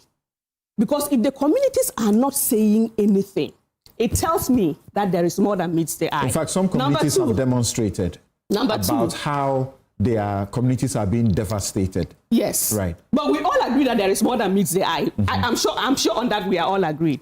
Now, the history of the Galamsey fight. Mr. Boahen in his presentation made that history, which is very helpful. Now, if I take that history and then add upon it, of course, we've had Operation Vanguard by the President, President Nana Akufo-Addo. He put his presidency on the line. After that, Mr. Boahen talked about, I think, Operation Halt. Yeah. Then there was the gruesome murder. I'm sure we all remember the gruesome murder of the valiant Major Mahama. Yeah. We come to the current regime's President, Mahama's Air Force. We come to the IGP's anti-Galamsey force. We come to the Minister of Lands and Natural Resources, National Anti-Mining Operations Secretariat, among others. What has happened? What I have learned from all of them have failed. I don't think there's a dispute that they have all failed. There's a dispute. He says it's too early. In my opinion, they have all failed. Too early. It will take time. In my opinion, they have all failed. Now, what I learned from all of these failures is that ad hoc solutions are not going to address the problem. One. And number two, there is a lot much more than meets the eye. We can all do the talking. I'm sure that even some of those benefiting heavily from Galamsey are also doing the talking. And the truth is that if you go and arrest the boys who are there, the boys and girls who are there doing, I'm sure the very next day you will have another fresh one because the financiers would have an endless supply of labor. So for me, the ad hoc solutions are not helping it. And so for me, I would take from what Mr. Boahen said earlier on about the fact that what I am happy is that I think we are reaching the point where we all agree that the Galamsey issue has to do more than NDC and NPP. So if you ask me, we need to take the approach of addressing the Galamsey issue from the political actors to state institutions. If you look at the Constitution, it provided for the establishment of the Minerals Commission. And so that the Minerals Commission would be capacitated by an act of parliament to address issues on mining and all of that. If you ask me, a more sustainable way is for us to let the Minerals Commission lead the effort. We cannot pretend that the issues are not as big as they are. They are. I won't be surprised even if the Galamsey fight, there are also even issues of arms involved. So that if you went ahead, for example, to declare a state of emergency, I am not sitting on the facts. I don't even know whether we could actually, there's a potential to create internal instability. But you support it? The state of emergency. No, I don't support it. I don't say do it or don't do it because I don't have the information. I don't like to make. I thought you said you support the Catholic bishops and the rest of them. I support the urgent needs to address the problem. You're also a member of UTAC. Yes, I support the urgent needs. UTAC says do it now. I am not. I don't support that. Do it now, like declare a state of emergency now, for two reasons. One, I don't know the facts. And the reason I say I don't know the facts is that, but I know. The facts are that. No, let me explain what I say. The communities where they are saying do this targeted, declaration are devastated. As we speak, the excavator imports into this country on a daily basis is about 200. The government says this is really bad, so it has put a ban on excavator import, and is now looking for places to keep them. As they are transporting them to some military place, we are getting information and even evidence that while the transportation is going on, some are being diverted, as in released to the owners. Okay. We know excavators can be used for several other things, but Galamsey appears to be the chief reason for their import. That's where I come in with the water bodies, and I've just received the stability level water quality assessment impact. Our water bodies, some of them are extremely terrible. That's why I say, as for the crisis, I am not in doubt of the crisis. So we need to stop it. How do we stop it? That's where I'm coming to. So if you are saying that declare the state of emergency, I don't know whether we have the capacity. Now, two, I don't know whether there would be internal instability. And if there is internal instability, whether we have the capacity to contain it. I don't know. What capacity are you doubtful we don't have? One, if I were... The army? No. If I were the commander-in-chief, I would be very hesitant to open fire on any of my citizens. So I would consider the potential to do so only if it is necessary. Now, in my situation, so that's why, if you ask me, the ad hoc, I've just said that for me, I don't think the ad hoc, let's do this, that we are all talking about will solve the problem. I am more for a sustainable action led by the Minerals Commission. Not that they should do it, but led by them. Those are these situations or solutions you have just pronounced have failed. No, and here we are. I haven't heard the Minerals Commission. No, you said these processes we have done over the period have failed. Because they've been ad hoc. Right, they have failed. Yeah, that's why they have failed. And there's a need for a more sustainable solution. Clean start. Not a clean start necessarily. Okay, if there's a need for a clean start or whatever it is, your water bodies are being polluted. You are sitting here in Accra, and the Ghana Water Company is telling you are going to have to import water in less than how many years from now. The water you have, you don't even drink from your taps anymore. Your contombre and your pineapple, all your fruits, you are being told that there's substantial, metals into them. I get it, but so, I have also lived in this country through all the efforts that I have just said, that I know enough that just shouting this and just shouting that doesn't solve the problem. What else should happen to trigger a state of emergency? That's the question. No, will a state of emergency solve it? That's my question. And my answer is, I don't know. So it is not that we don't have the set of situations to trigger a state of emergency. My issue is, will a state of emergency address the problem? Okay. And that's where, let me finish. So, and that is where I am not very sure, because I don't know. I am not sitting on the facts. I don't know whether in fact it will. I don't want another situation where we do that one, then we come back here like we've been doing. So we start this operation, it doesn't work, we come back here. This operation, how many operations do we want to start? When we ban small-scale mining? After 7 days, then you go to Parliament. How long are we going to have a state of emergency? 1, and 2, will it address the problem? So I want a more sustainable solution. And that more sustainable solution is what I say that let's let state institutions work. So let's capacitate the Minerals Commission. Let them do 5 things. I would want to see comprehensive and credible data. I would want to see a holistic consideration of the issue from all perspectives. Us, the illegal miners, their real bosses. I am not convinced that these financiers are some small people sitting somewhere that you can just override like that. We need to consider all of the perspectives in all of that, including China. Let's have discussions with China, because we also know the issues that come in from the Chinese. Then let's see a document that provides a roadmap for 2 things. 1, short-term solutions to address this problem, and then 1, a long-term, more long-term, because before our independence, right from the colonial days, mining has always been an issue. I don't think this is I'll go to the Most Reverend Joseph Osei-Bonsu, Emeritus Bishop of Konongo, Mampong Diocese. Thank you very much, Bishop, for joining us, and thanks for your patience. We have heard you, the Catholic bishops, consistently, and as I said before, I don't think I remember any religious grouping or any, if you call it CSO or NGO, that has been as consistent as the Catholic Bishops' Conference in the fight against Galamsey.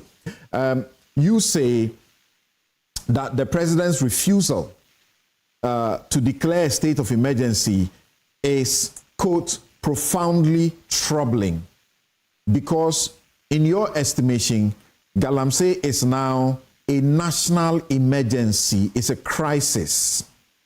Yes. When we banned small-scale mining, within that same period, we were told that that was the period that we had the most exports of small-scale gold. The most export was within the period we have banned it. Regardless that within that period, yes, the water appears and the water bodies appears to have gotten a better, life to start. Why are you still insisting on a state of emergency?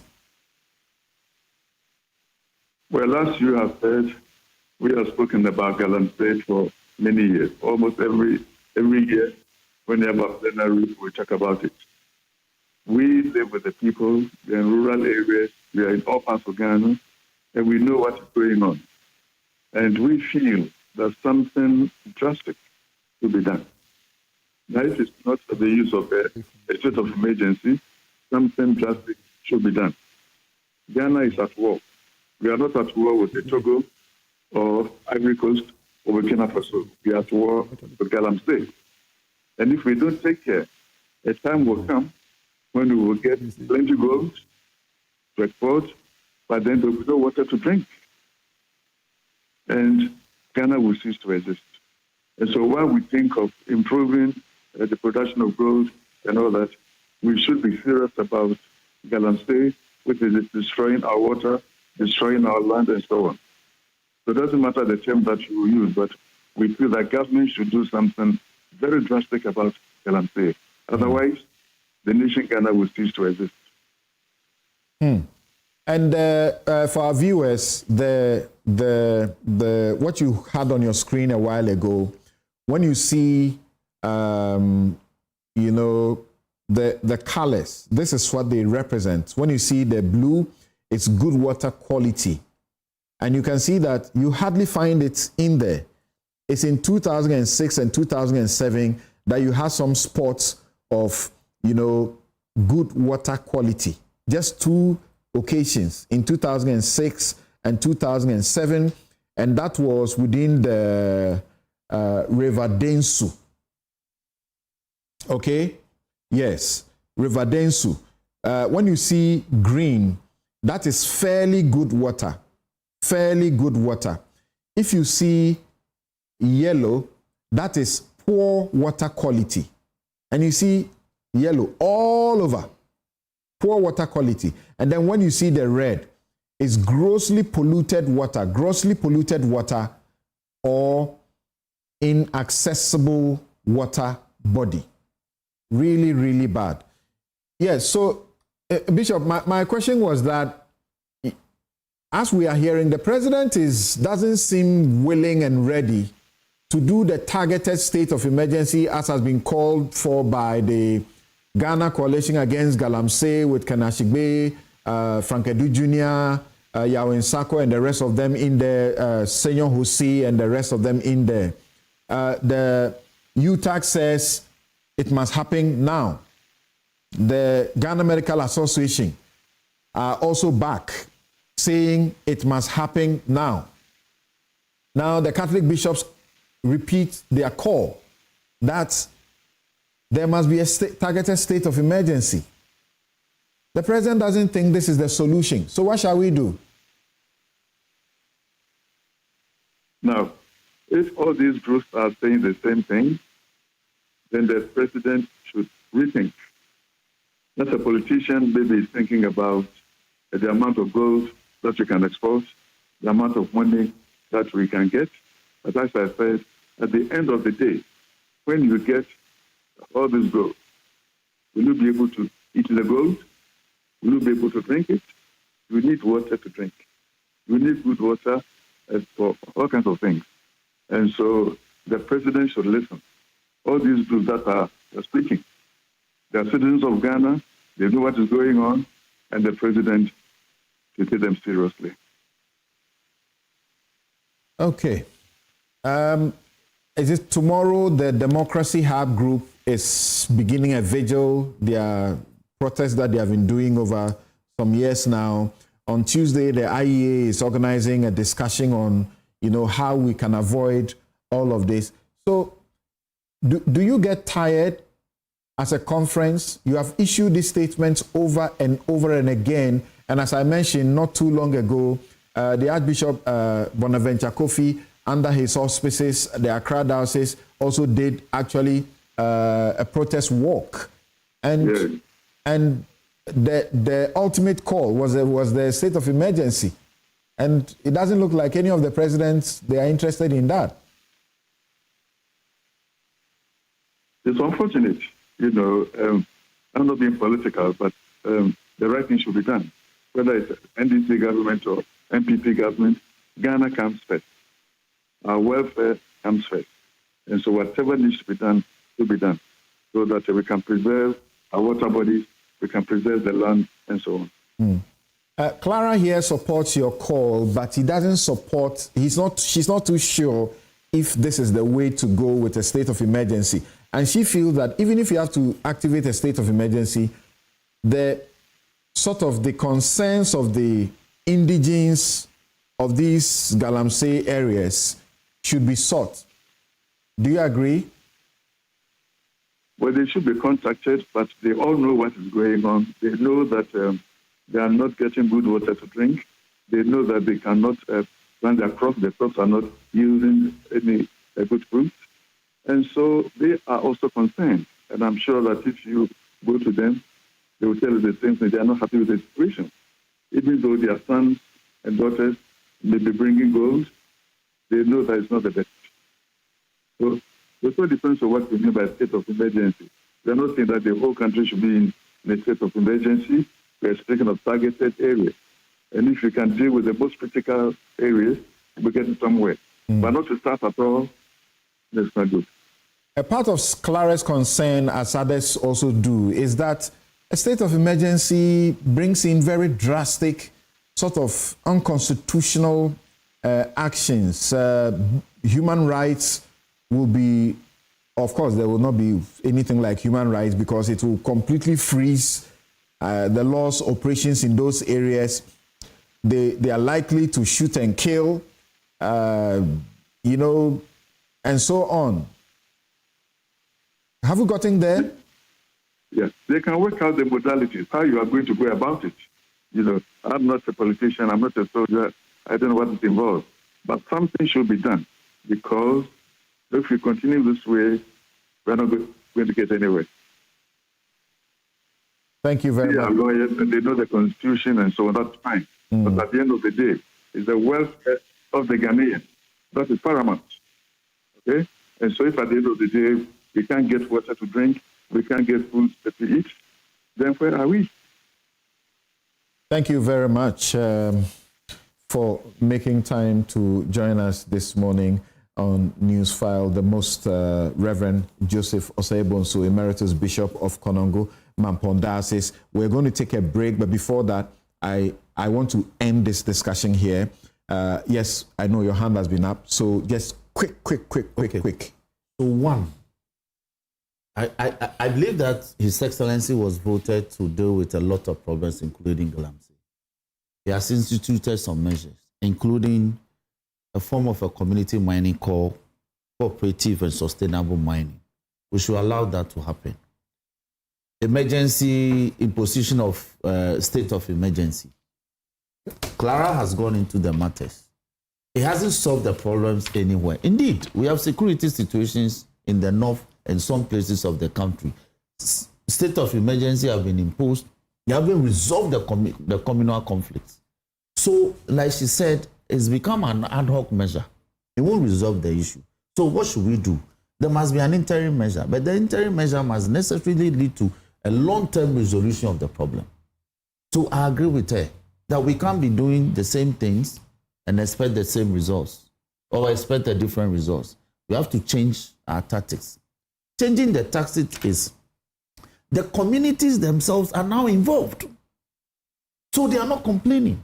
That's a point, that if you want to impose a state of emergency on an area, you need to take the area's concerns into consideration. But the area is not talking. They are not calling for a state of emergency. A few communities have spoken up anyway. Just a few. But sometimes I'm telling you that, like the south, the middle to the southeastern zone of the entire country is degraded from the air. So that is about 3-4 regions put together. And then about 2 regions up north. So about 2/3 of the country or 3/4 of the country is totally in this matter. So for me, the solution that for me can deal with the issues is to zone the places and securitize it. You cannot enter. Anybody involved in normal or regular commercial activities should be able to go about this as a business. But where an area has been zoned as a security zone, entering those areas become very difficult for you. So an excavator cannot be ferried into a forest area without necessarily going through some checks. So yes, imposition of state of emergency, but Clara has made the point, so I won't belabor it. It won't solve the problem. Okay. What will solve the problem is to securitize it. Let security people take charge.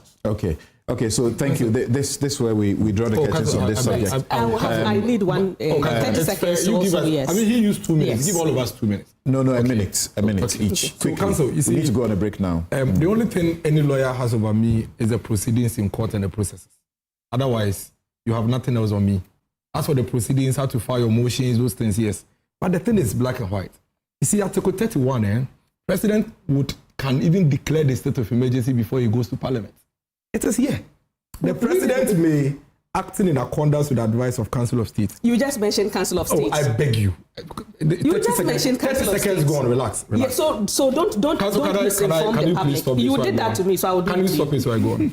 The President may, acting in accordance with the advice of Council of State, by proclamation published in the Gazette, declare that a state of emergency exists in Ghana or any part of Ghana for the purposes of provision of this constitution. Then it says, notwithstanding any provision of this article where a proclamation is published under clause 1 of this article, the President shall place immediately before Parliament the facts and circumstances leading to the declaration of state of emergency. Finally, Parliament shall, within 72 hours after being so notified, decide whether the proclamation should remain in force or not, or should be revoked, and the President shall act in accordance with the decision of Parliament. What these three things I've read simply mean is that the President may go to the Council of State for advice. If they advise him against it, he can ignore it, because that one, the Supreme Court has already ruled that the President doesn't have to work with the advice. Then he would go ahead to declare the state of emergency. Now, when he declares it, at the time he's declaring the state of emergency, he doesn't require parliamentary approval. After he has gazetted the state of emergency and is in force, he has within 72 hours to go to Parliament for approval or ratification. At that point is when Parliament can decide that the state of emergency you have established or implemented can stay, or we think you should revoke it. Please, let's not do this to our public. This is black and white. Okay. This is not courtroom law. Thank you. Finally, I beg you, Council, let's be consistent. At least as leaders, if we change our minds, let's give cogent reasons why we've changed our minds. Honorable Dafiomepo, and I've given the video to the producers, they can play it. In October 2024, was forcefully, aggressively calling for a state of emergency at a time when the water quality as of 2024 had 25 water better, way better than 2016 when they left office. Today, go to Kwenyako, more than half of Central Region do not have water. Okay. And he's telling us that all of a sudden, he has shifted from a state of emergency towards military area. I am saying, fair enough. What I am saying is that securitizing the zones is better. The way you guys are treating me on this, I'll begin to Thank you, Clara. Thank you, Clara. Yes, let's have Clara. Let's hear Clara. So yes. Thank you, gentlemen. Thank you, Clara. Let's hear you. So yes, guys, Clara. Yes. Yeah. So in short, yes, as I noted earlier on, what he just read shows that there are three stakeholders in it. I am not sure that anybody just thinks that if we declare a state of emergency for 72 hours, for example, it is even let's say that the Council of State agrees and it is imposed after 72. They don't have to agree. It says acting in accordance Your point with. is made. So leave it alone. It says acting in accordance with the advice. So 72 hours. I am not sure that it is after the 72 hours that Parliament says, okay, don't go ahead, that we have solved the problem. Now, to be very clear, right from the Nanado days, I never said anywhere that President Nana Akufo-Addo should declare a state of emergency. I never said that. Never. No, I don't think anybody has said so. No, because it is insinuated that as if I said something earlier. It's insinuated. So I have never said that President Nana Akufo-Addo should declare a state of emergency. And I have never told President Mahama also to declare a state of emergency. And my reasons are what I have just said, because I understand the potential for human rights when a state of emergency is conducted, is declared, one. And two, I am not persuaded that is going to necessarily solve the problem from the evidence that I have seen. Because you declared and then connected people will be there doing the Galamsey. You just give some other more people advantage to go and be doing the Galamsey. That's the evidence we've seen so far with the ad hoc measures. So that's why I want the situation moved from political actors. Of course, they will be involved, consulted, but I want it led by state action so that it is more sustainable. It doesn't matter whether it's NDC in power or NPP in power. We have a state institution that is capacitated to understand the problem from all angles and to continuously deal with the problem so that we are more in a position to long-term solve the problem rather than the bright ideas here and there. You two, just a minute. This emphasis about many people about human rights. We are told that Galamsey is an existential threat. It threatens to wipe all of us out of, this Ghanaian earth. So what is this human rights abuse or human rights things we are afraid of. That it won't solve it. That not because, just that, not only the human rights. Because that's a few or a section of the people will suffer, we should allow it so that all of us will suffer in the end? No, not that only the human rights, but whether in fact, when you actually, with the evidence that we've seen, we are convinced that somebody will not be Since we haven't tried it, let's try it and see. Or yes, we are all suffering already, right? So further downstream, the river that we are drinking, the water that we're taking, the food that we're eating, collectively, we are all taking the hit for it. You can look at the cases, people turning up, at the hospitals and whatnot. So it is not just an issue of what the communities think. It is an issue of how it affects the broader totality of Ghanaians. And that is really what should go into the decision-making process. But, like Clara said, and I have also said 1 year ago, I don't think that the state of emergency is necessarily what will solve the problem. It's an ad hoc or an extemporaneous measure. But really, the long-term radical solutions that we need to do and some of the things that are on the table that we should have been doing are the things that we're not doing. So for the optics, it may look good. You may see some soldiers going to clear the, Galamsey site and whatnot. But at the end of the day, if you don't really take the long-term measures to try and improve things, repeal some of those laws, deal with the, supply side issues in terms of the people financing, the elements within that. Look, we are all just going to be kidding ourselves, really at the end of the day. And that is what really must go into the interventions that we make. Thank you. As for the constitutional provisions, it's there, but it requires systemic action. And what we need is consistency, and what we need is more coordination. I don't even think, just a last quick point, I don't even think that the Mineral Commission necessarily is the one to fully deal with this. They are part of the problem. I have made this argument on several other platforms. We'll take a quick break here. We'll return, and when we return, we are going to canvass the other matters that we have tabled for you. What it means is that we have to really race against time over those ones. But these discussions have been important.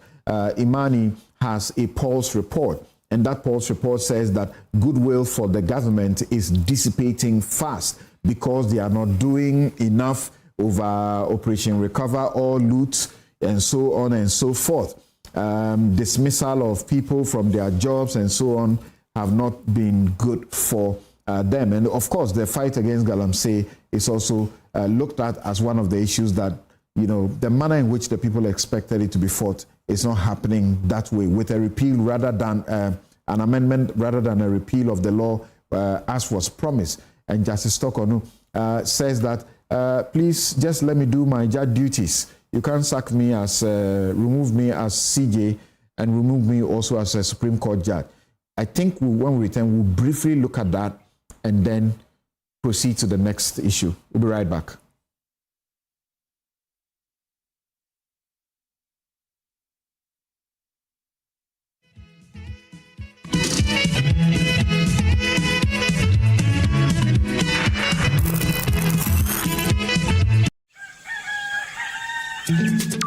Still, Misaka, and Namu was a summer brabo, and it can afford Swabrabo. Misaka pensions, Caro. Misaka or the Sika. Misaka insurance.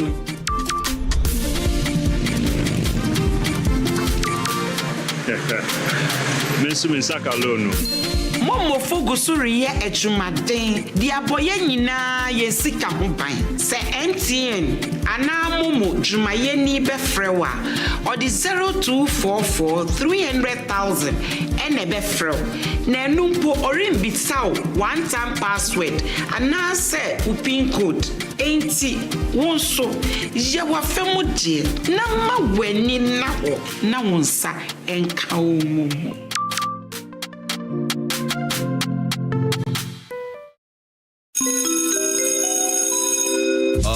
Announcing Ghana Ghana's first unlimited photocopier leasing. Yes, from just 983 Ghana cedis, you can lease a multifunctional photocopier and print unlimited. Yes, unlimited and free paper every month. Guess what? That's not all. Toners, repairs, and maintenance all are free. And oh, I'm not kidding at all. And we cover the whole country. Yes, the whole country. What are you waiting for? Just visit us at www.valixlease.com or call 0244-644048. Remember, terms and conditions apply. Valix Lease, affordable document management solutions.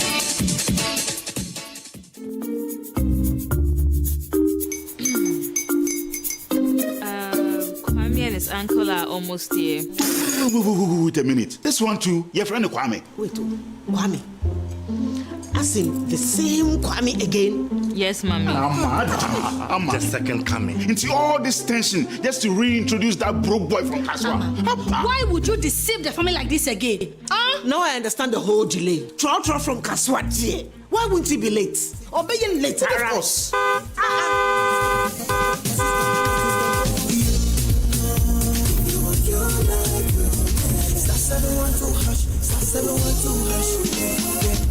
You go be the luckiest. Go be from Georgia, be luckiest. From not the cause she be luckiest.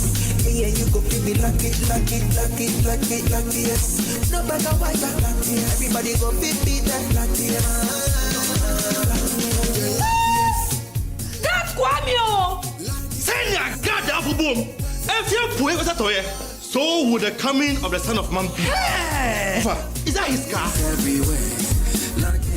Dial *712#. Choose your ticket. Enter your lucky number. Follow the prompts and let destiny handle the rest. This promotion is regulated by the NLA on the Caritas platform. As a young mom, you're not always sure that you're doing it right. Choosing a baby care product for your child can sometimes be difficult. I choose BabyMed hypoallergenic skincare products, specially formulated to suit my baby's fragile and sensitive skin. A complete range of products that makes every bath time a moment of tenderness and well-being. BabyMed, baby-specific care products. Every dream starts with a prayer, and every prayer ends with a promise. At Blue Financial Services, it is our passion to make you smile, to show you that your smallest deposits can lead to major financial wealth. From the early days, taking that first big step to the days of joyous maturity, we will be with you, so that when it is time to dream again and you're ready to invest your hopes and dreams into the future, we will still be here with you. So dream again and trust in Blue Financial Services. Visit our branch today for a better future tomorrow and trust in Blue Financial Services. Now let me share my wildlife experience with you at Safari Valley Eco Park. Welcome to Safari Valley Eco Park. Our electric shuttle pulled up and in no time our tour began. We were surrounded by wildlife from the moment we entered the Eco Park. We were greeted by experienced tour guides who took us through orientation and how to better enjoy the experience. Watch these animals roam freely in their natural habitat undisturbed by our presence. We saw zebras, sable antelope, brown cranes, mara, silky chicken, nyalas, Shetland ponies, and so many animals I just couldn't keep up. Our tour guides taught us so much about the wildlife, their behavior, and how to interact with them. I even fed them. We also went fishing on a man-made canal. Then we took a break to have lunch in this serene environment. All this amazing experience for this price for adults, this price for teenagers. It's a bargain. As the sun began to set, it was time to go back home, but not before dinner by the campfire. It has been a thrill of a lifetime, and I can't wait till my next visit. Safari Valley Eco Park, bringing you closer to nature. Good business means seeing the possibilities and maximizing opportunities. Making sure you have a responsive support system. makes your business goals. A partner that gives you a stable platform with reliable connectivity and seamless solutions, and better understands the tools required to take you to the next level. With so many moving parts in running a business, we do our best to provide you with some stability. The only kind of stability you can find with MTN Business Broadband, the fastest and most reliable internet provider in Ghana, making sure you stay ahead and stay connected, because we understand what makes your business tick. Sign up today on broadband.mtn.com.gh or call or WhatsApp 0244 308 111. MTN.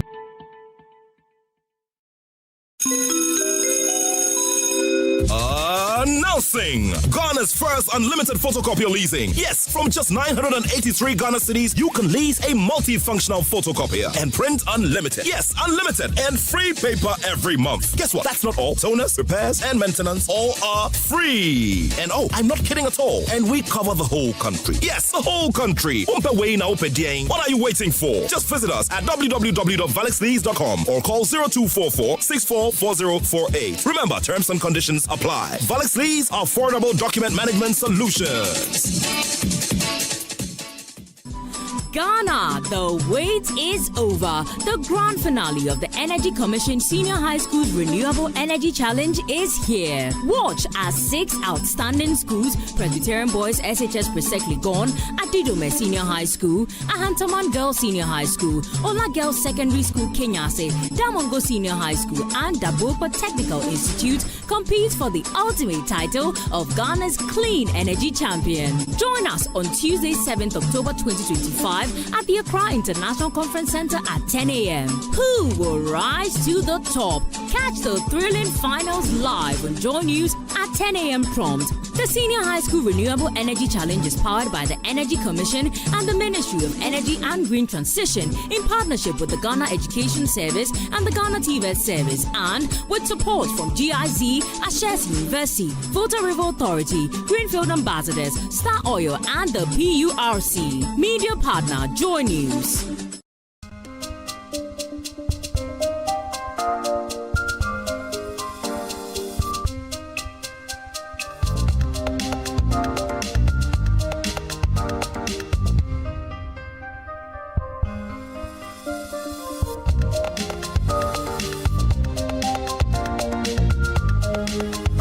Miss VIP Magnetic Perfumes.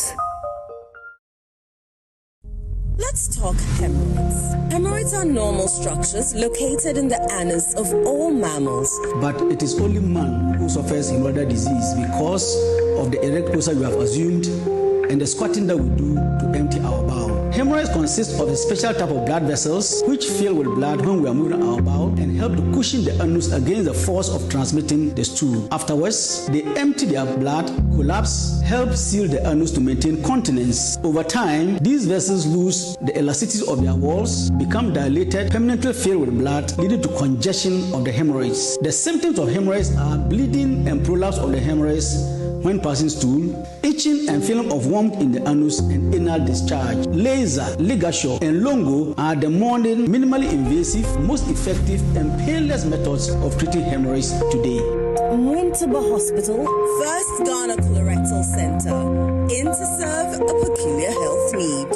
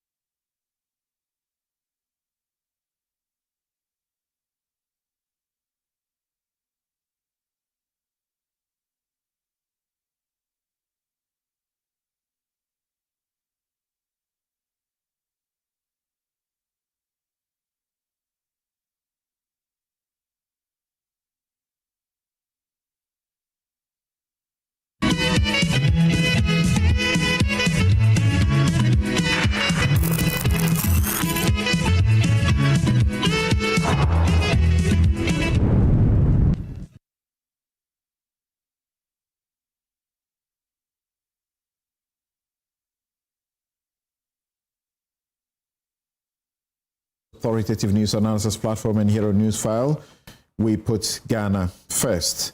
My guest, Clara Berry Kasati, is law lecturer, University of Ghana, School of Law, and is in private practice, also with the CDD Ghana. Roxanne Nelson Dafiamapo is Majority Chief Whip, and MP Saldai. Dennis Miracle Sabwaji is Director of Communications, the Bamia Campaign, and Dr. Theo Champong is Political Risk Analyst and Economist. Now, let's get to the next issues that we are canvassing for you. The Chief Justice is in the High Court saying that you removed me as Chief Justice using a procedure for removal for a Chief Justice. You didn't trigger the procedure for removal of a Justice of the Superior Court. I am first a Justice of the Superior Court before I am a Chief Justice. So I must remain as a Justice of the Court. What do you say? And this show is brought to you by Candace Sponsor Bank of Africa, strong as a group and close to a partner, MTN everywhere you go. Ashesi University, educating ethical and entrepreneurial leaders for Africa. Robert & Sons Optical Services, your comprehensive eye care service provider for 33 plus years. My Way Insurance.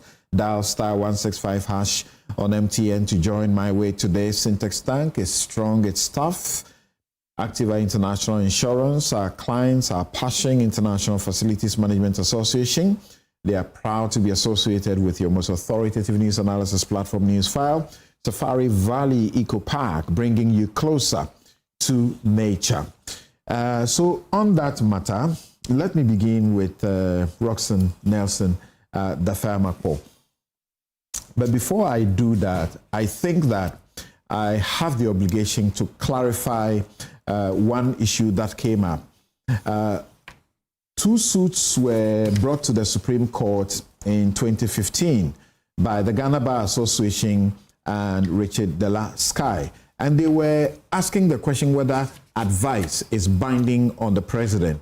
The Supreme Court held that advice, when it is being sought for by the president in certain circumstances, is not binding. When the advice is for a consultative process, it's not binding, like seeking to appoint the EC chair, which led to Richard Sky's rate, seeking to appoint judges, which led to the Ghana Bar Association's rates. That kind of advice is not binding. But the kind of advice as we see in Article 31, where the president is asked to act in accordance with the advice of the Council of State, that kind of advice is binding. Thank you. Yes, the CJ. Yet, the CJ is in court, praying the court that her excision from the judiciary, as it were, as Chief Justice Justice of the Superior Court, should be looked at again, because constitutionally she's entitled to remain as a judge, even though the procedure was or the processes that led to her removal was in respect of her position as CJ.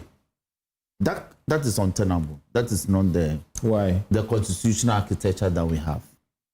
Our constitutional architecture is the effect that the CJ sits in a composite capacity as a judge as well as head of the judiciary. Dual roles. And therefore, where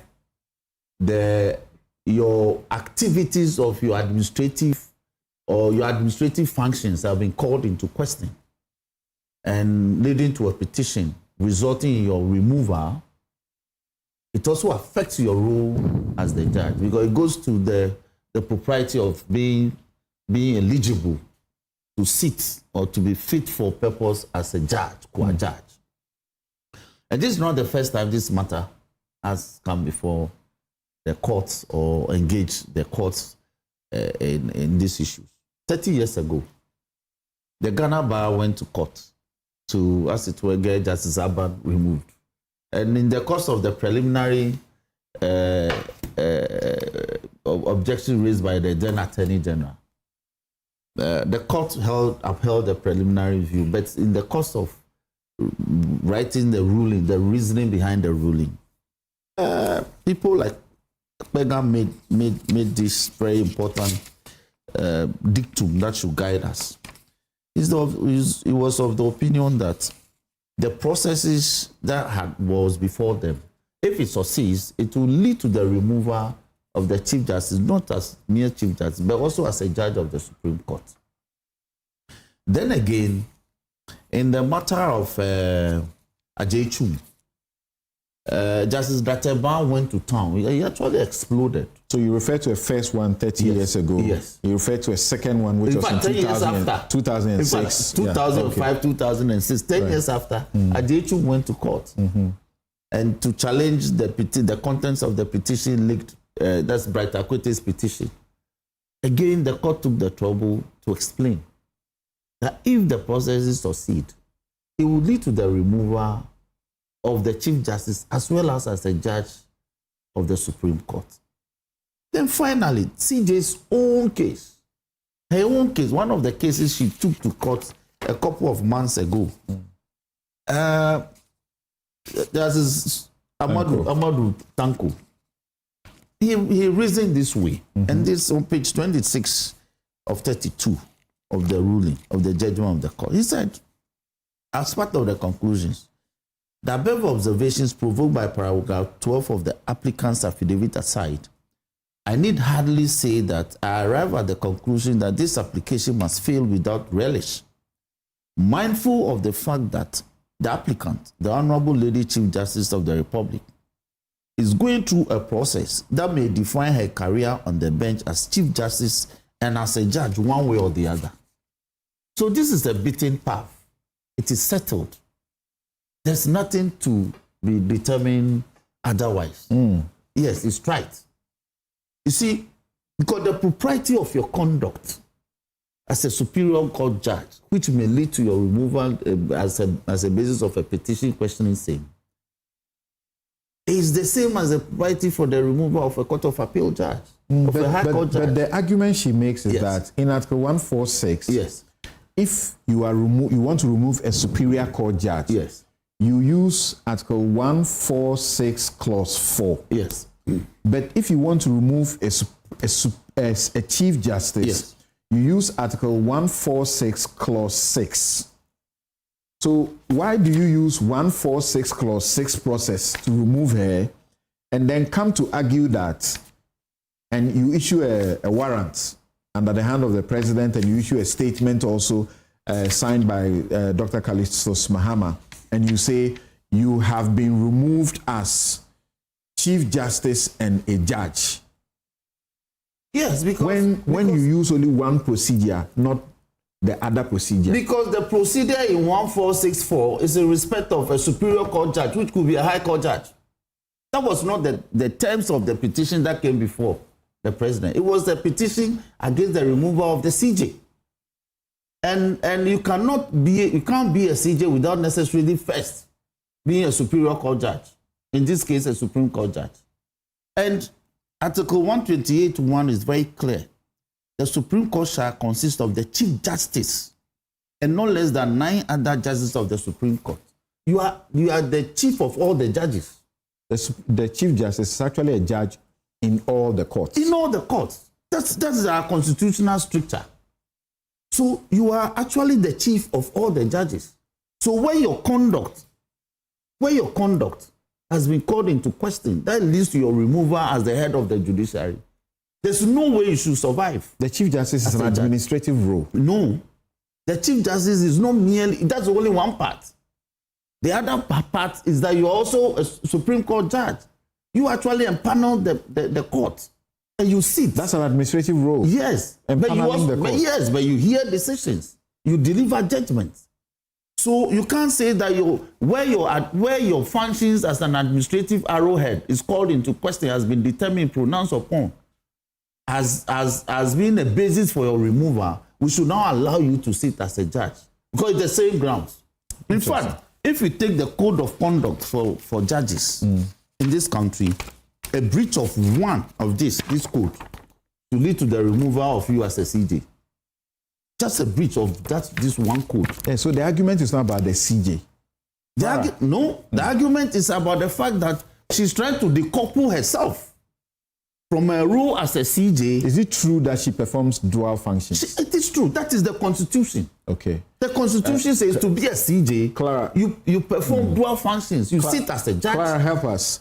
Do you subscribe to that kind of argument that we go to Pegan's pronouncements, as he said some 30 years ago, then we go to Ejechum 2006, then we come to that about Modibo Okra, rather read Modibo Okra, and so on. Yes.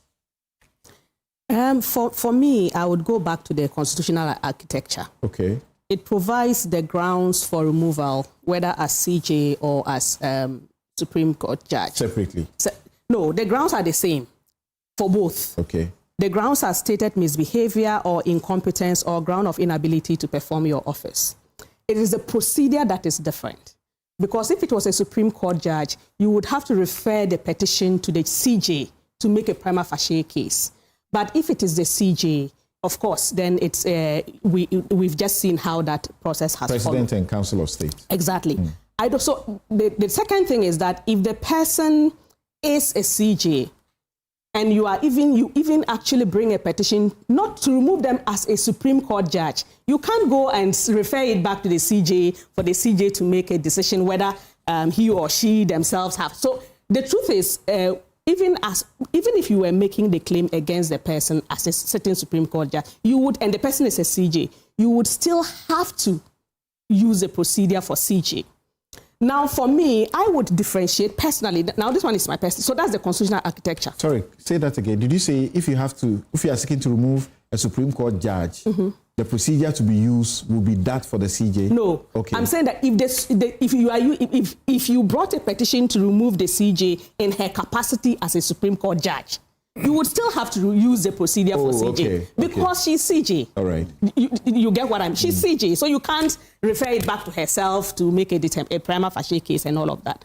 So I think for me, I wouldn't split heads over the grounds because they are the same, or the procedure because once the person is CJ, that's the only procedure you can use, whether you are removing them as Supreme Court judge or CJ. What I would differentiate, and now this is my personal view, is that I would differentiate between whether it was it was related to the administrative role or it was under the grounds. Because if it is under the grounds, it's really splitting heads to say it. For me personally, for me, I've always, one of the things I believe in, which I've been talking about, is rules of procedure for Article 146, not just only for the CJ, but rules of procedure for all those who come under Article 146 removal, just for fairness and transparency and clarity. So at least everybody knows the procedure that they are going to follow, and then it takes place.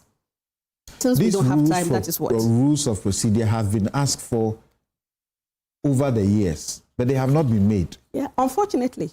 And I don't have the power to make them.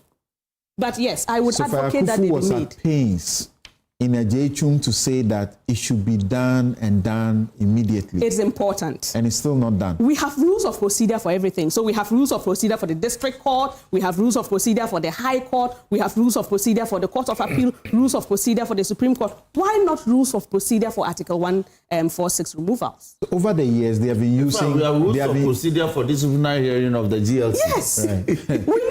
I think the rules of procedure... Over the years, they will adopt the CI 47. That's not good. No, let's just make rules of... let's just do the rules of procedure for Article 146 so that we know, anybody coming under it, we know how the rules change. Why it is also important to have rules is that what the CJ is complaining about, that I didn't get A, B, C, D. So if there's a problem with the rules, we can amend them. Okay. So at least we can grow whilst we have rules. Right. Mama Yarga says they are going to make rules now. Let's see what difference those rules will bring anyway. Dennis, do you share a different view? The Constitution says that to become a justice of the Supreme Court or the Superior Court, or even a judge, you must be a person of high moral character and proving integrity. High moral character and proving integrity. And to lose that job, you must have been found to have conducted yourself, stated misbehavior, or incompetence, or infirmity of body or mind, and so on and so forth. So I think that when it comes to issues like this, nobody should assume any role or responsibility that the law doesn't give you.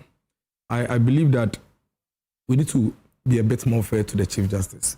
At this point, after whatever the government wanted to do, they've done, I think it's time for us to calm down and begin to give her some hearing.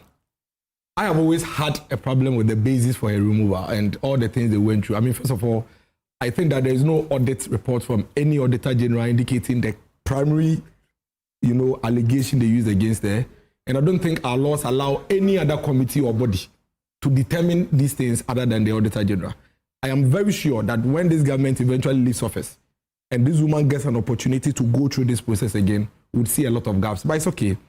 For now, it's not only the financial impropriety most of them, that was used. Most of them. I mean, for now, according to the outcome and the letter that communicated her removal, I agree. She was also found. As it stands now, nobody has even seen the report. Okay. Even she herself has not received a copy of the report from the president. The only thing she's received is a letter from the secretary indicating that she's been removed. That's precedent. I'm just saying that as of now, she hasn't received it. So we don't even know. We don't even know in proper terms the basis for a removal other than what the president has stated.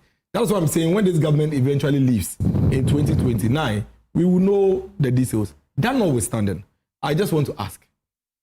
I know if I'm a judge, I'm supposed to live above reproach. So I am caught for stealing.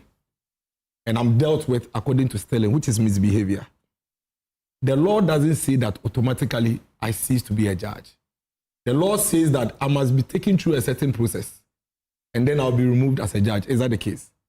Then if that is the case, there's a process to remove a Chief Justice, which you've gone through it with me. There's a process to remove a judge of the Supreme Court. It is only fair that and proper that you take the basis and whatever ruling, whatever evidence here, and take it through the process of removing a Supreme Court judge. And that is what I think the lady is looking for, basically. At this point, what we are doing is that we are saying that because we found you guilty on one thing, automatically you won't qualify for this. But here we are, and we are all clear in our minds that the person is saying, I wasn't even given a fair trial through this committee. So if she goes through the process of removal of a Supreme Court judge, she may adduce further evidence to, clear herself for certain things that have been made against her. But to say that because the processes of a removal of a Chief Justice have been seen through, and for that reason she has been removed, automatically she ceases to be a judge, is to say that if a judge is found guilty on a crime, automatically that judge ceases to be a judge. When the Constitution or the law itself has given a process that you should take a judge through before they are removed. Have you tried to look at what the difference is about the procedure for removing a Superior Court judge and the procedure for removing a Chief Justice? The simplest, one of the basic differences I've realized is that if you're going to remove a Supreme Court judge, the Chief Justice handles that, right? What do you mean by handles that? It goes to the Chief Justice. Now, if you look at the committee... It goes to the President. Of course, and the Chief Justice... The petition will go to the President. The President will send it to the Chief Justice. Yes. Then the Chief Justice will determine whether there's a case to answer or not. In this case, the committee, actually the membership of the committee, as to whether they have the jurisdiction to remove a judge of a Supreme Court, is another question. So the fact that the membership of that committee, of course, the membership of that committee, do they have proper jurisdiction to remove a judge of the Supreme Court? Or the committee or the committee? No, the committee. The committee that was set up. That committee has jurisdiction over determining the fate of a Chief Justice. But do they have the jurisdiction over determining the fate of a Supreme Court judge? If they don't, then all you have to do is take whatever it is that they have done, which is now evidence of whatever crime the Chief Justice may have caused, and take her through the process of removing her as a Supreme Court judge and allow her to defend herself. Okay, that is the law. So the Constitution says, I'm coming. The Constitution says, as a Supreme Court judge, or as a Superior Court judge, or as a judge, the only time you may be removed is that you have been found on these grounds. stated misbehavior, incompetence, or inability to perform the functions of your office arising from infirmity of body or mind, are you saying that if, in this case, having been found guilty of stated misbehavior over financial impropriety, over attempt to appoint extra Supreme Court judges, etc., it can only remove you as a Chief Justice, but not as a Supreme Court judge, regardless that the verdict is that you have been found guilty of stated misbehavior? That is why I said that. The 1462 is clear. It says that may only be removed by the procedure. That's 1461. No, 2. I'm referring to 1462. Okay. Yes, I'm referring to 1462. May be removed by the procedure. And if you may, I can even read it. It's 146. A justice of the Superior Court of Judicature or a chairman of a regional tribunal may only be removed in accordance with the procedure specified in this article. The procedures are not the same. The procedures for removing the Chief Justice is not the same as the procedure for removing a judge of the Superior Court. And the only difference, as you have indicated, first and foremost, is that... Like, I think that is primary. That, for example, on this committee were 2 other Superior Court judges. When you are removing a Chief Justice, would these 2 other Superior Court judges be there? Would Domelevo be there? Okay, so let's look at it. If you are removing a Superior Court judge, clause 4, where the Chief Justice decides that there is a prima facie case, he shall set up a committee comprising of 3 justices of the Supreme Court or chairman of the regional tribunals or both. Which one are you reading, please? Clause 4. Okay. 1464. Appointed by the Judicial Council and 2 other persons who are not members of the Council of State, nor members of Parliament, nor lawyers, and who shall be appointed by the Chief Justice on the advice of the Council of State. Yes. So the first difference is that to remove a justice of the Superior Court, Chief Justice will make a prima facie case. Yes. And after that, the Chief Justice, together with the Judicial Council, will appoint the members who will form the panel. Then clause 6, where the petition is for the removal of the Chief Justice, the President shall, acting in consultation with the Council of State, appoint a committee consisting of 2 justices of the Supreme Court, one of whom shall be appointed chairman by the President, and 3 other persons who are not members of the Council of State, nor members of Parliament, nor lawyers. So the appointment of the committee to do the process is done by the President with the Council of State. For Chief Justice and removal. prima facie is also done by the President with the Council Chief of Justice State. removal. This is the difference. For Chief Justice removal. That's right. But for the removal of a judge of the Supreme Court, the committee should be set up by the Chief Justice, not the President. With the Judicial Council. Yes, not the President. Right. Secondly, I made a fundamental point, and I think that's what we should all use our mind to. Let's say I'm a Supreme Court judge, and then I'm found to be beating my wife. And so my wife takes me to Dofsu, and Dofsu takes me through all processes, and I'm found to be domestic violence. It doesn't automatically disarm me from being a judge of the Supreme Court. That's correct. But somebody can, based on that ruling, now petition the Chief Justice and say, this judge is a woman, the President. The President, and say, this judge is a woman beater. I don't know why you allow a woman beater to sit as a judge in this country. The President may now write to the Chief Justice. When the Chief Justice receives that petition, he will check whether me beating my wife, for whatever reason, it's stated misbehavior. It's stated misbehavior, and it even affects or impairs my ability to be a judge. If he establishes that, then he will set up a committee for me to come and defend myself. Now, that committee's evidence against me will be that ruling against me being a woman beater. That's right. I have to prove to that committee that the fact that I beat my wife in the past doesn't mean that necessarily I cannot execute my function as a judge. You may disagree with this, but this is the law. The standard is that you are a person of high moral character and proven integrity. But the law says that she may only.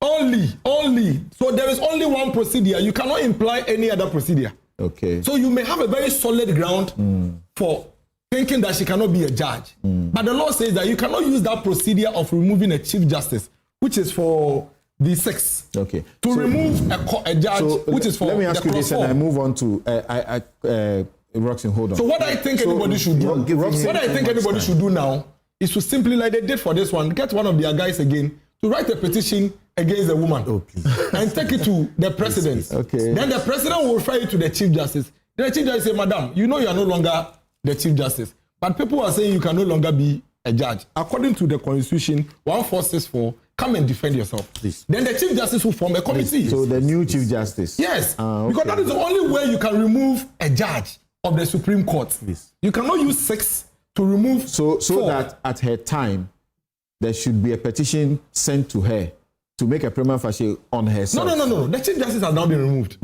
That is established. He's now been removed. Okay. That's why I'm saying that he's been removed as the chief justice. Hold on. Don't worry. Allow him. He's been removed as a chief justice, which was a function. Okay. Remember, it was a function. The last question I'm going to ask you, let me put it to Theo Champong.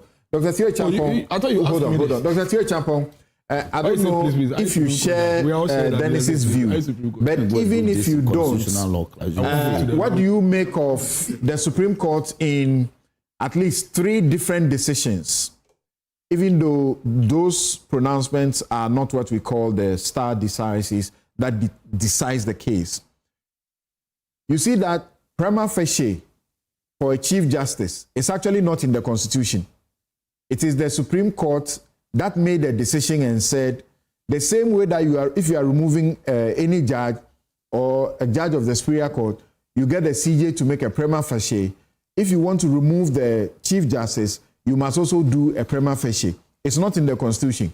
The Supreme Court said it, and now it has become part of our law. This same Supreme Court, on 3 different occasions, has made pronouncements which we can say are not law. But they say that if a Chief Justice is removed, they are equally removed as a Justice of the Superior Court. Do you think it's as straight as this one? Yeah, so fundamentally, the point that I have been asking myself, right, is does the Constitution treat the Chief Justice and then the Justice of the Supreme Court as distinct constitutional roles with separate sort of appointment routes?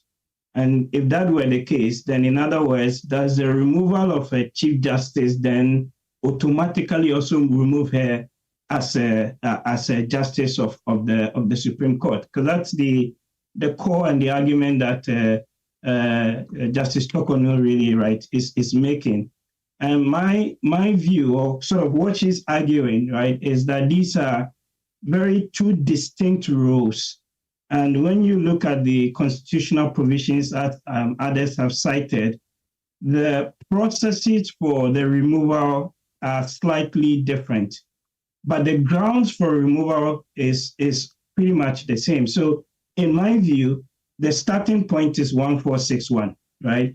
And the 1461, which you read, which I luckily have my old copy here as well, says that a justice of the Superior Court or a chairman of a regional tribunal shall not be removed from office except on those 3 grounds which you read: stated misbehavior, incompetence, or grounds of inability to perform due to infirmity of body or mind. Then the 1462 all the way to 1466 really gives the process for the removal. So for me, the point that I argue my position on is the first 1461, the beginning point, a justice of the Superior Court. Is the Chief Justice a justice of the Superior Court? Yes. Was she removed on any of these 3 grounds: stated misbehavior, incompetence, or inability to perform? And we know that per the report that was issued, she has been removed on the grounds of stated misbehavior. And it's quite clear I'm no lawyer, but just reading this and applying sort of logic to all of this, once she has been removed as the Chief Justice, automatically she loses her position as a Justice of the Supreme Court on the grounds of the stated behavior or incompetence or any of the other things that have been mentioned. So I don't want to beat about the bush. The starting point, which is very clear to me, is 1461.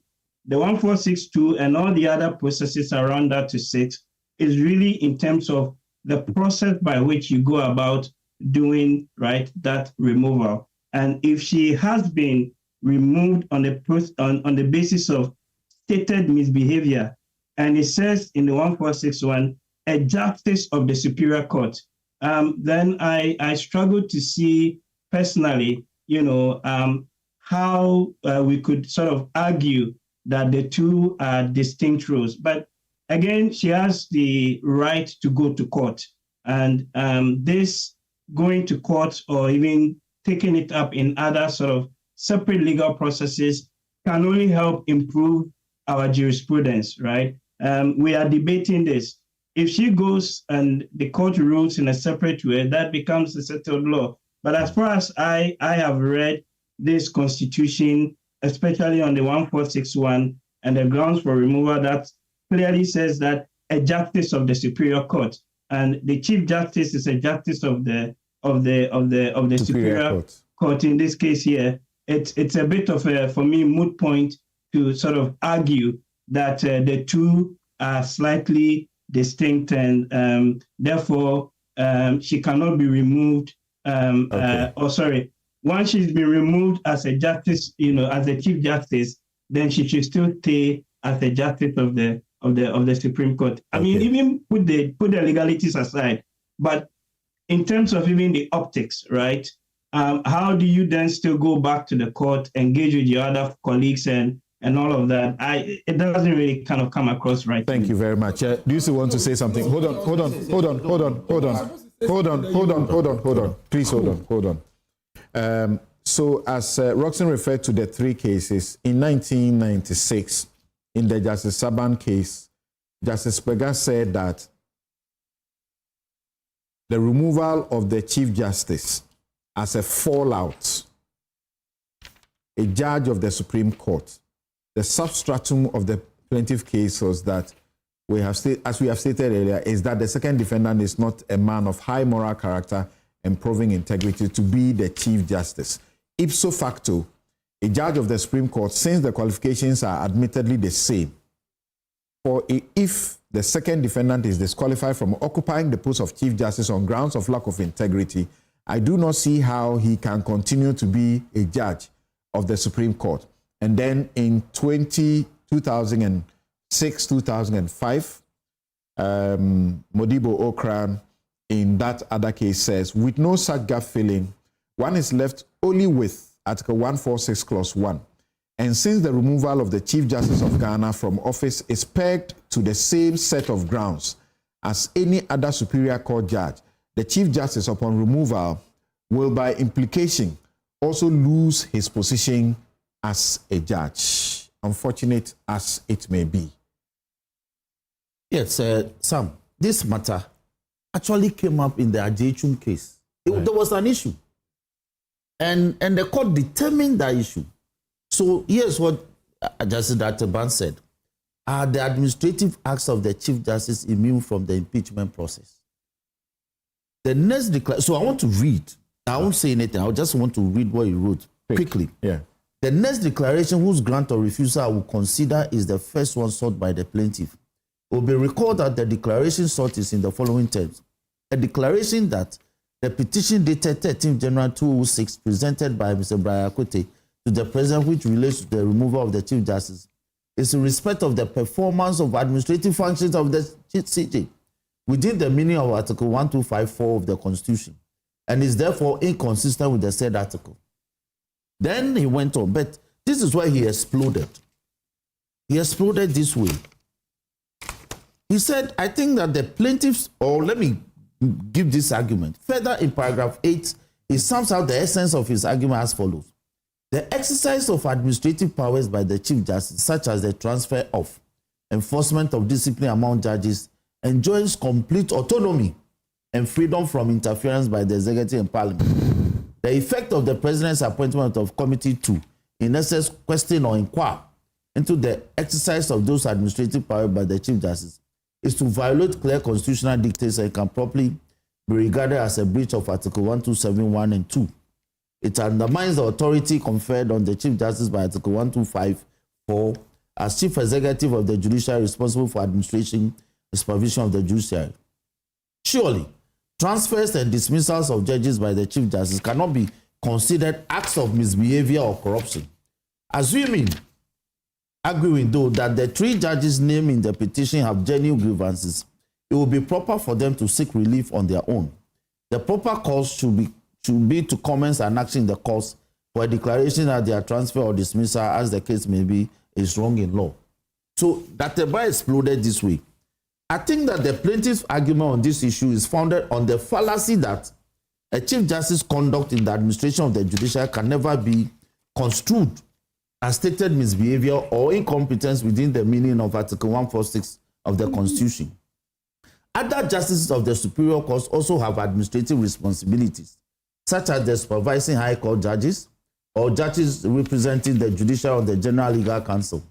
I believe that it will be dangerous and not in the public interest to uphold a proposition in relation to all such judges that the administrative acts cannot ever be the substance of a charge of stated misbehavior within the meaning of 1261.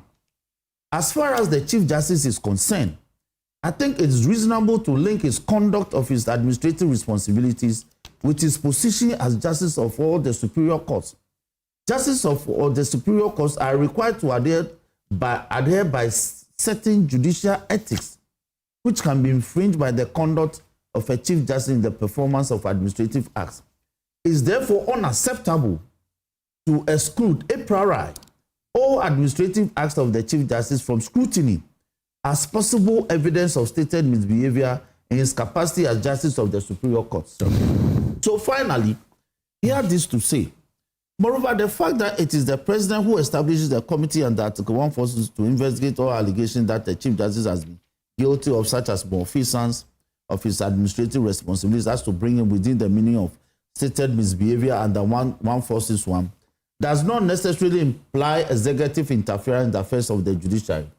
I accordingly find merit in the counter-arguments of the second defendant set on.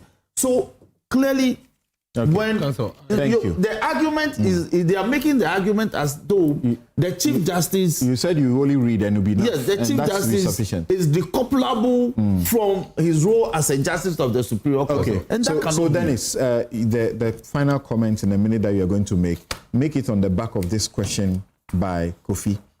He's asking a question. If the petitioner's relief was for the removal of Torkornoo as a Justice of the Superior Court, what would have been the procedure? If that relief were to have been granted, could she have remained CJ on grounds of constitutional procedural variations? If it was to remove her as a judge and she got removed, would she stay as a Chief Justice? So you see, you have to be a Superior Court judge before you can be a Chief Justice. I did that in logic in Legon. It's very simple. You cannot be a Chief Justice if you are not a Superior Court judge. But you can be a Supreme Court judge without being a Chief Justice. That one, I don't even know if it's a fact. No. The President cannot appoint the Chief Justice from outside. I hear you can be appointed from practice. I hear you can be appointed from a lawyer. But the argument still stays. The argument still means that you don't have to be. But automatically you become a judge. I'm only helping you. It's okay. Yes. Don't help me. I am saying that you have to be a Supreme Court judge or come from somewhere before you can be a Chief Justice. Therefore. But you can be a judge, a Supreme Court judge, without being a Chief Justice. So that answer is quite clear. The point we are making is that the framers of the law are clear. They are saying that if you want to remove a judge of the Superior Court, this is the process. If you want to remove a Chief Justice, this is the process. Now, this is where the difference is. There is a clear distinction between the composition of the committee that removes a Chief Justice and the composition of the committee that removes a judge of the Superior Court. And it makes a difference. Which is just to avoid conflict. It is not just. It is not just. There is a reason why if I go to the High Court and a judge rules against me, I go to the Appeal Court. There is even a reason why even at the Superior Court, they can rule against me in a matter. But our appeal, they will bring one more judge and I'll win. So there is a big difference. It is not just. You are confused. It is not just. I am not. There's a big difference. The you CJ... see, when you look at, don't do this. Don't do this. Don't do this. No. When you look at the composition, when you look at the composition of the committees that remove a CJ and a judge is different. The president must appoint certain people. I think for the Chief Justice, the president must have 2 Supreme Court judges and 3 non-judges. For the judge of the Supreme Court, please. But when it comes to the removal of the judge of the Superior Court, the Supreme Court judges must be 3. Do you know what it means? What it means is that you give me the opportunity to go and face the committee that has a responsibility to now remove me as a judge. Because I can be a judge without being a Chief Justice. Interesting. I have been removed as a Chief Justice, but I come to you. And I'm telling you that in spite of this established case against me, it doesn't incapacitate me from playing my duties or playing my role as a judge. Because the issues based on which I'm being removed as a Chief Justice were pure administrative issues. They were pure administrative issues that came about simply because I was a Chief Justice and not because I had a challenge in the application of the law as a judge. Thank you. Yes, Clara. Let Clara end with us. Yes. So this is where, after Clara, the show is over.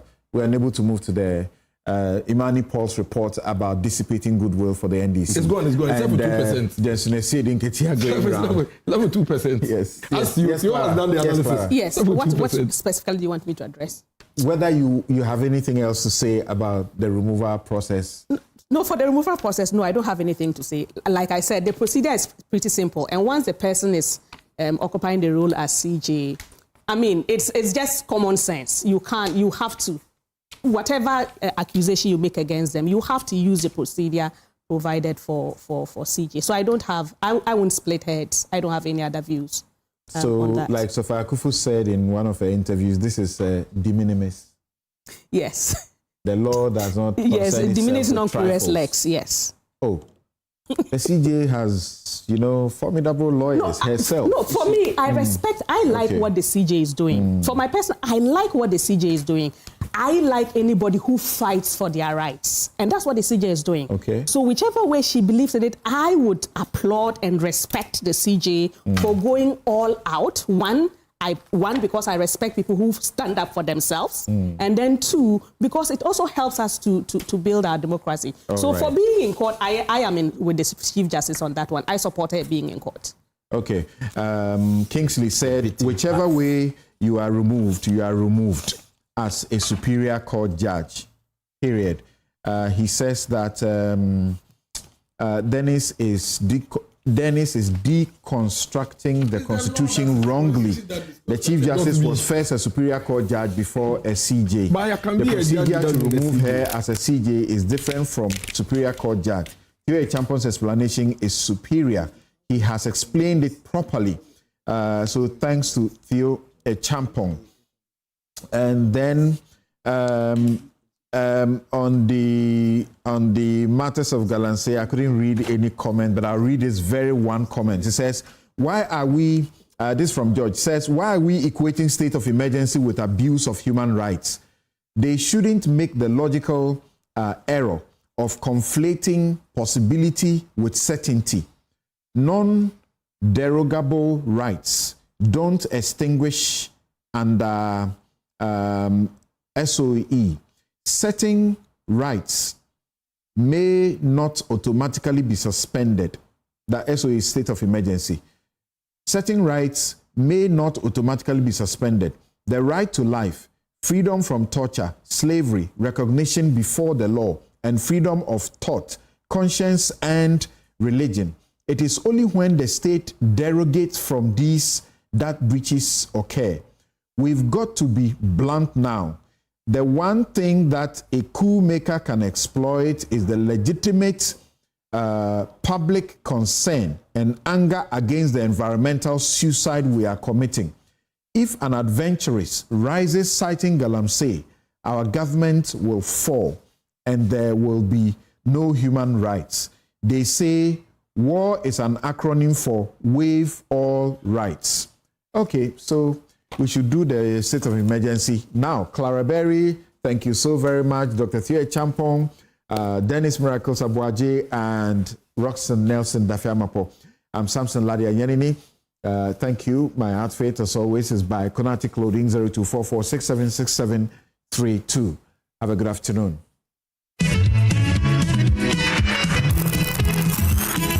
MTN. Bank of Africa, as strong as a group, as close as a partner. Where Duraplas goes, water flows. PS Industries has introduced a new roofing system known as ColorLink Plus. Best Brain Publication is an educational publishing firm with an in-depth knowledge in the new standard-based curriculum. We deliver quality content by investing in authorial skills and editorial refinement. Our team of experts have meticulously developed books in all subject areas. Yes, I did it! Juju, how did you do it? I used the best brain book to connect the computer. Oh, that's my ball! All our books rest on 6 broad core skills: creativity and imagination, student leadership, citizenship, critical thinking and problem solving, digital literacy, collaboration and communication. For preschool, we have literacy, numeracy, phonics and writing. For kindergarten, we have literacy, numeracy, our world and our people, creative arts, phonics, writing and picture reading. For basic 1 to 6, we have mathematics, science, English, our world and our people, computing, history, religious and moral education, creative arts, Asante Chi and Equiapim Chi. For basic 7, 8 and 9, we have mathematics, science, religious and moral education, social studies, creative arts, career technology and computing. And we also have questions and answers for all subjects. We have provided links and QR codes under the various topics in our books to link to the world and find out what other people are also learning. Contact us on 0507 200 200. Best Brain Publication. Tomorrow's education today. Still, Misaka, and Nemum was a summer brabo, and it can afford Swabrabo. Misaka pensions, Caro. Misaka or the Sika. Misaka insurance.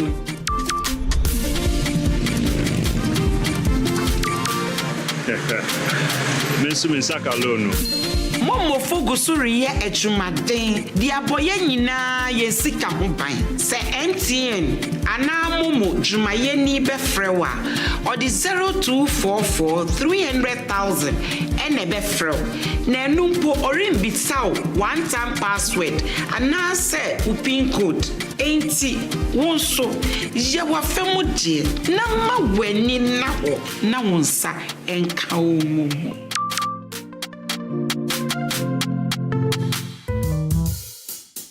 Smile, Look lively, okay? Smile. Is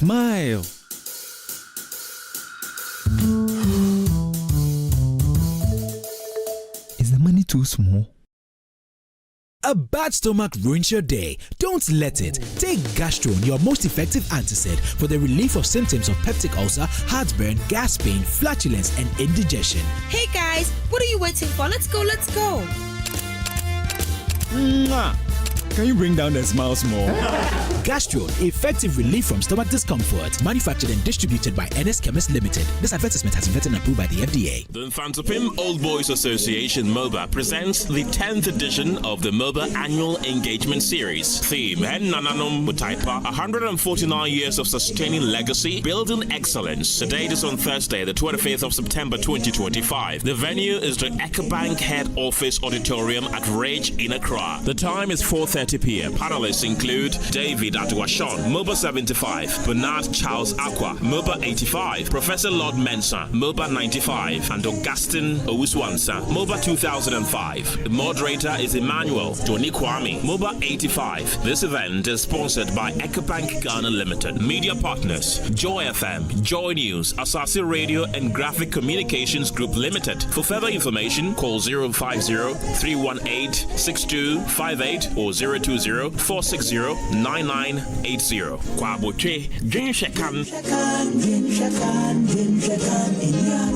Ghana, the wait is over. The grand finale of the Energy Commission Senior High School's Renewable Energy Challenge is here. Watch as 6 outstanding schools, Presbyterian Boys SHS Presekli Gon, Asiedu Senior High School, Ahantaman Girls Senior High School, Ola Girls Secondary School Kenyase, Damongo Senior High School, and Dabopa Technical Institute compete for the ultimate title of Ghana's Clean Energy Champion. Join us on Tuesday, 7th October 2025 at the Accra International Conference Center at 10 a.m. Who will rise to the top? Catch the thrilling finals live on JoyNews at 10 a.m. prompt. The Senior High School Renewable Energy Challenge is powered by the Energy Commission and the Ministry of Energy and Green Transition in partnership with the Ghana Education Service and the Ghana TVET Service, and with support from GIZ, Ashes University, Volta River Authority, Greenfield Ambassadors, Star Oil, and the PURC.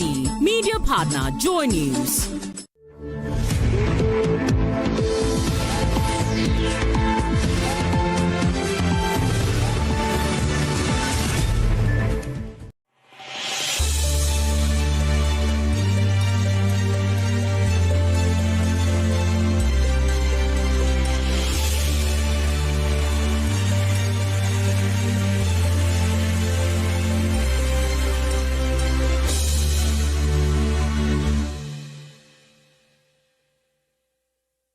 Hello there again, and thank you for joining us on the JoyNews channel. Welcome to The Sages. And as always, we hear intriguing stories from people who have contributed to the development of our nation. Well, today we're spending time with one man who I would want to describe as the star of Osino. But when you do that, the Accra Academy boys will come at you. So yes, you are also in the story, you're in the picture, and you're taking some shine of that. Of course, as old students of the Accra Academy School, but we can't leave out the University of Ghana because that's also one place that shaped this individual that we're about to talk about. And for those who are historians, you may have chanced on his literary works in maybe any of the libraries in some of the academic institutions. And that's why I'm excited to be here today, to hear from him, to hear much more about Ghana's history, and more importantly also to track his journey into the world of history. I'm talking about Professor Robert Adu-Boahen, who is my guest for today on The Sages. Hello, Prof. It's good to be with you. Quite relaxed at home now, isn't it? Thank you very much. How are you feeling? Well, at 90, I can't complain. Definitely. And of course, we're happy to be with you because we've heard so much about you. We've read about your works as well. And it will be a great time for our viewers as well to get to know much more about you. And for those who've been reading so much about you who would want to know a bit more. I was talking about being the star of Osino. I don't know if you would want to take that accolade. But that's where it all started from, I believe. So bring us into that start of that story. How was your upbringing like in that era until, of course, the university chapter and the University of Ghana? Well, I was born on the 7th of March, 1935. That must be a long time ago. Yes. And I was raised by my grandmother because in my infancy, my father and my mother were migrant farmers in a place in the Achimkotoku district. It was called Nyafuman, where there were farmers. And so my grandmother raised me. Until I started school at Osino. And then when I got to what you now call primary school, standard 5 or whatever. That was 2 years before I finished. My parents returned, so I finished school at Asafu, standard 7. When I wanted to continue to secondary school, I'd done reasonably well. Yeah. So I was excited. I went to my mother, showed her my results, and she asked me to show them to my father, which I did. And my father was not very enthusiastic. So he told me that that was all he could do for me, and that if I wanted to continue my education, I should go to my maternal relatives. In fact, this was what led to the breakup of the marriage between my father and my mother. So I came to Osino, which is my hometown, and my older brother had just returned from the war. He was a soldier. He raised a little money, and with that, they sent me to Accra Academy. Luckily for me, I knew a gentleman, Mr. Frank Adu. Okay. He's the father of the Adu who was assassinated, the MP. Right. And he, together with my head teacher at the time, saw some people in Chebi. At that time, Selfred had just set up a scholarship to help.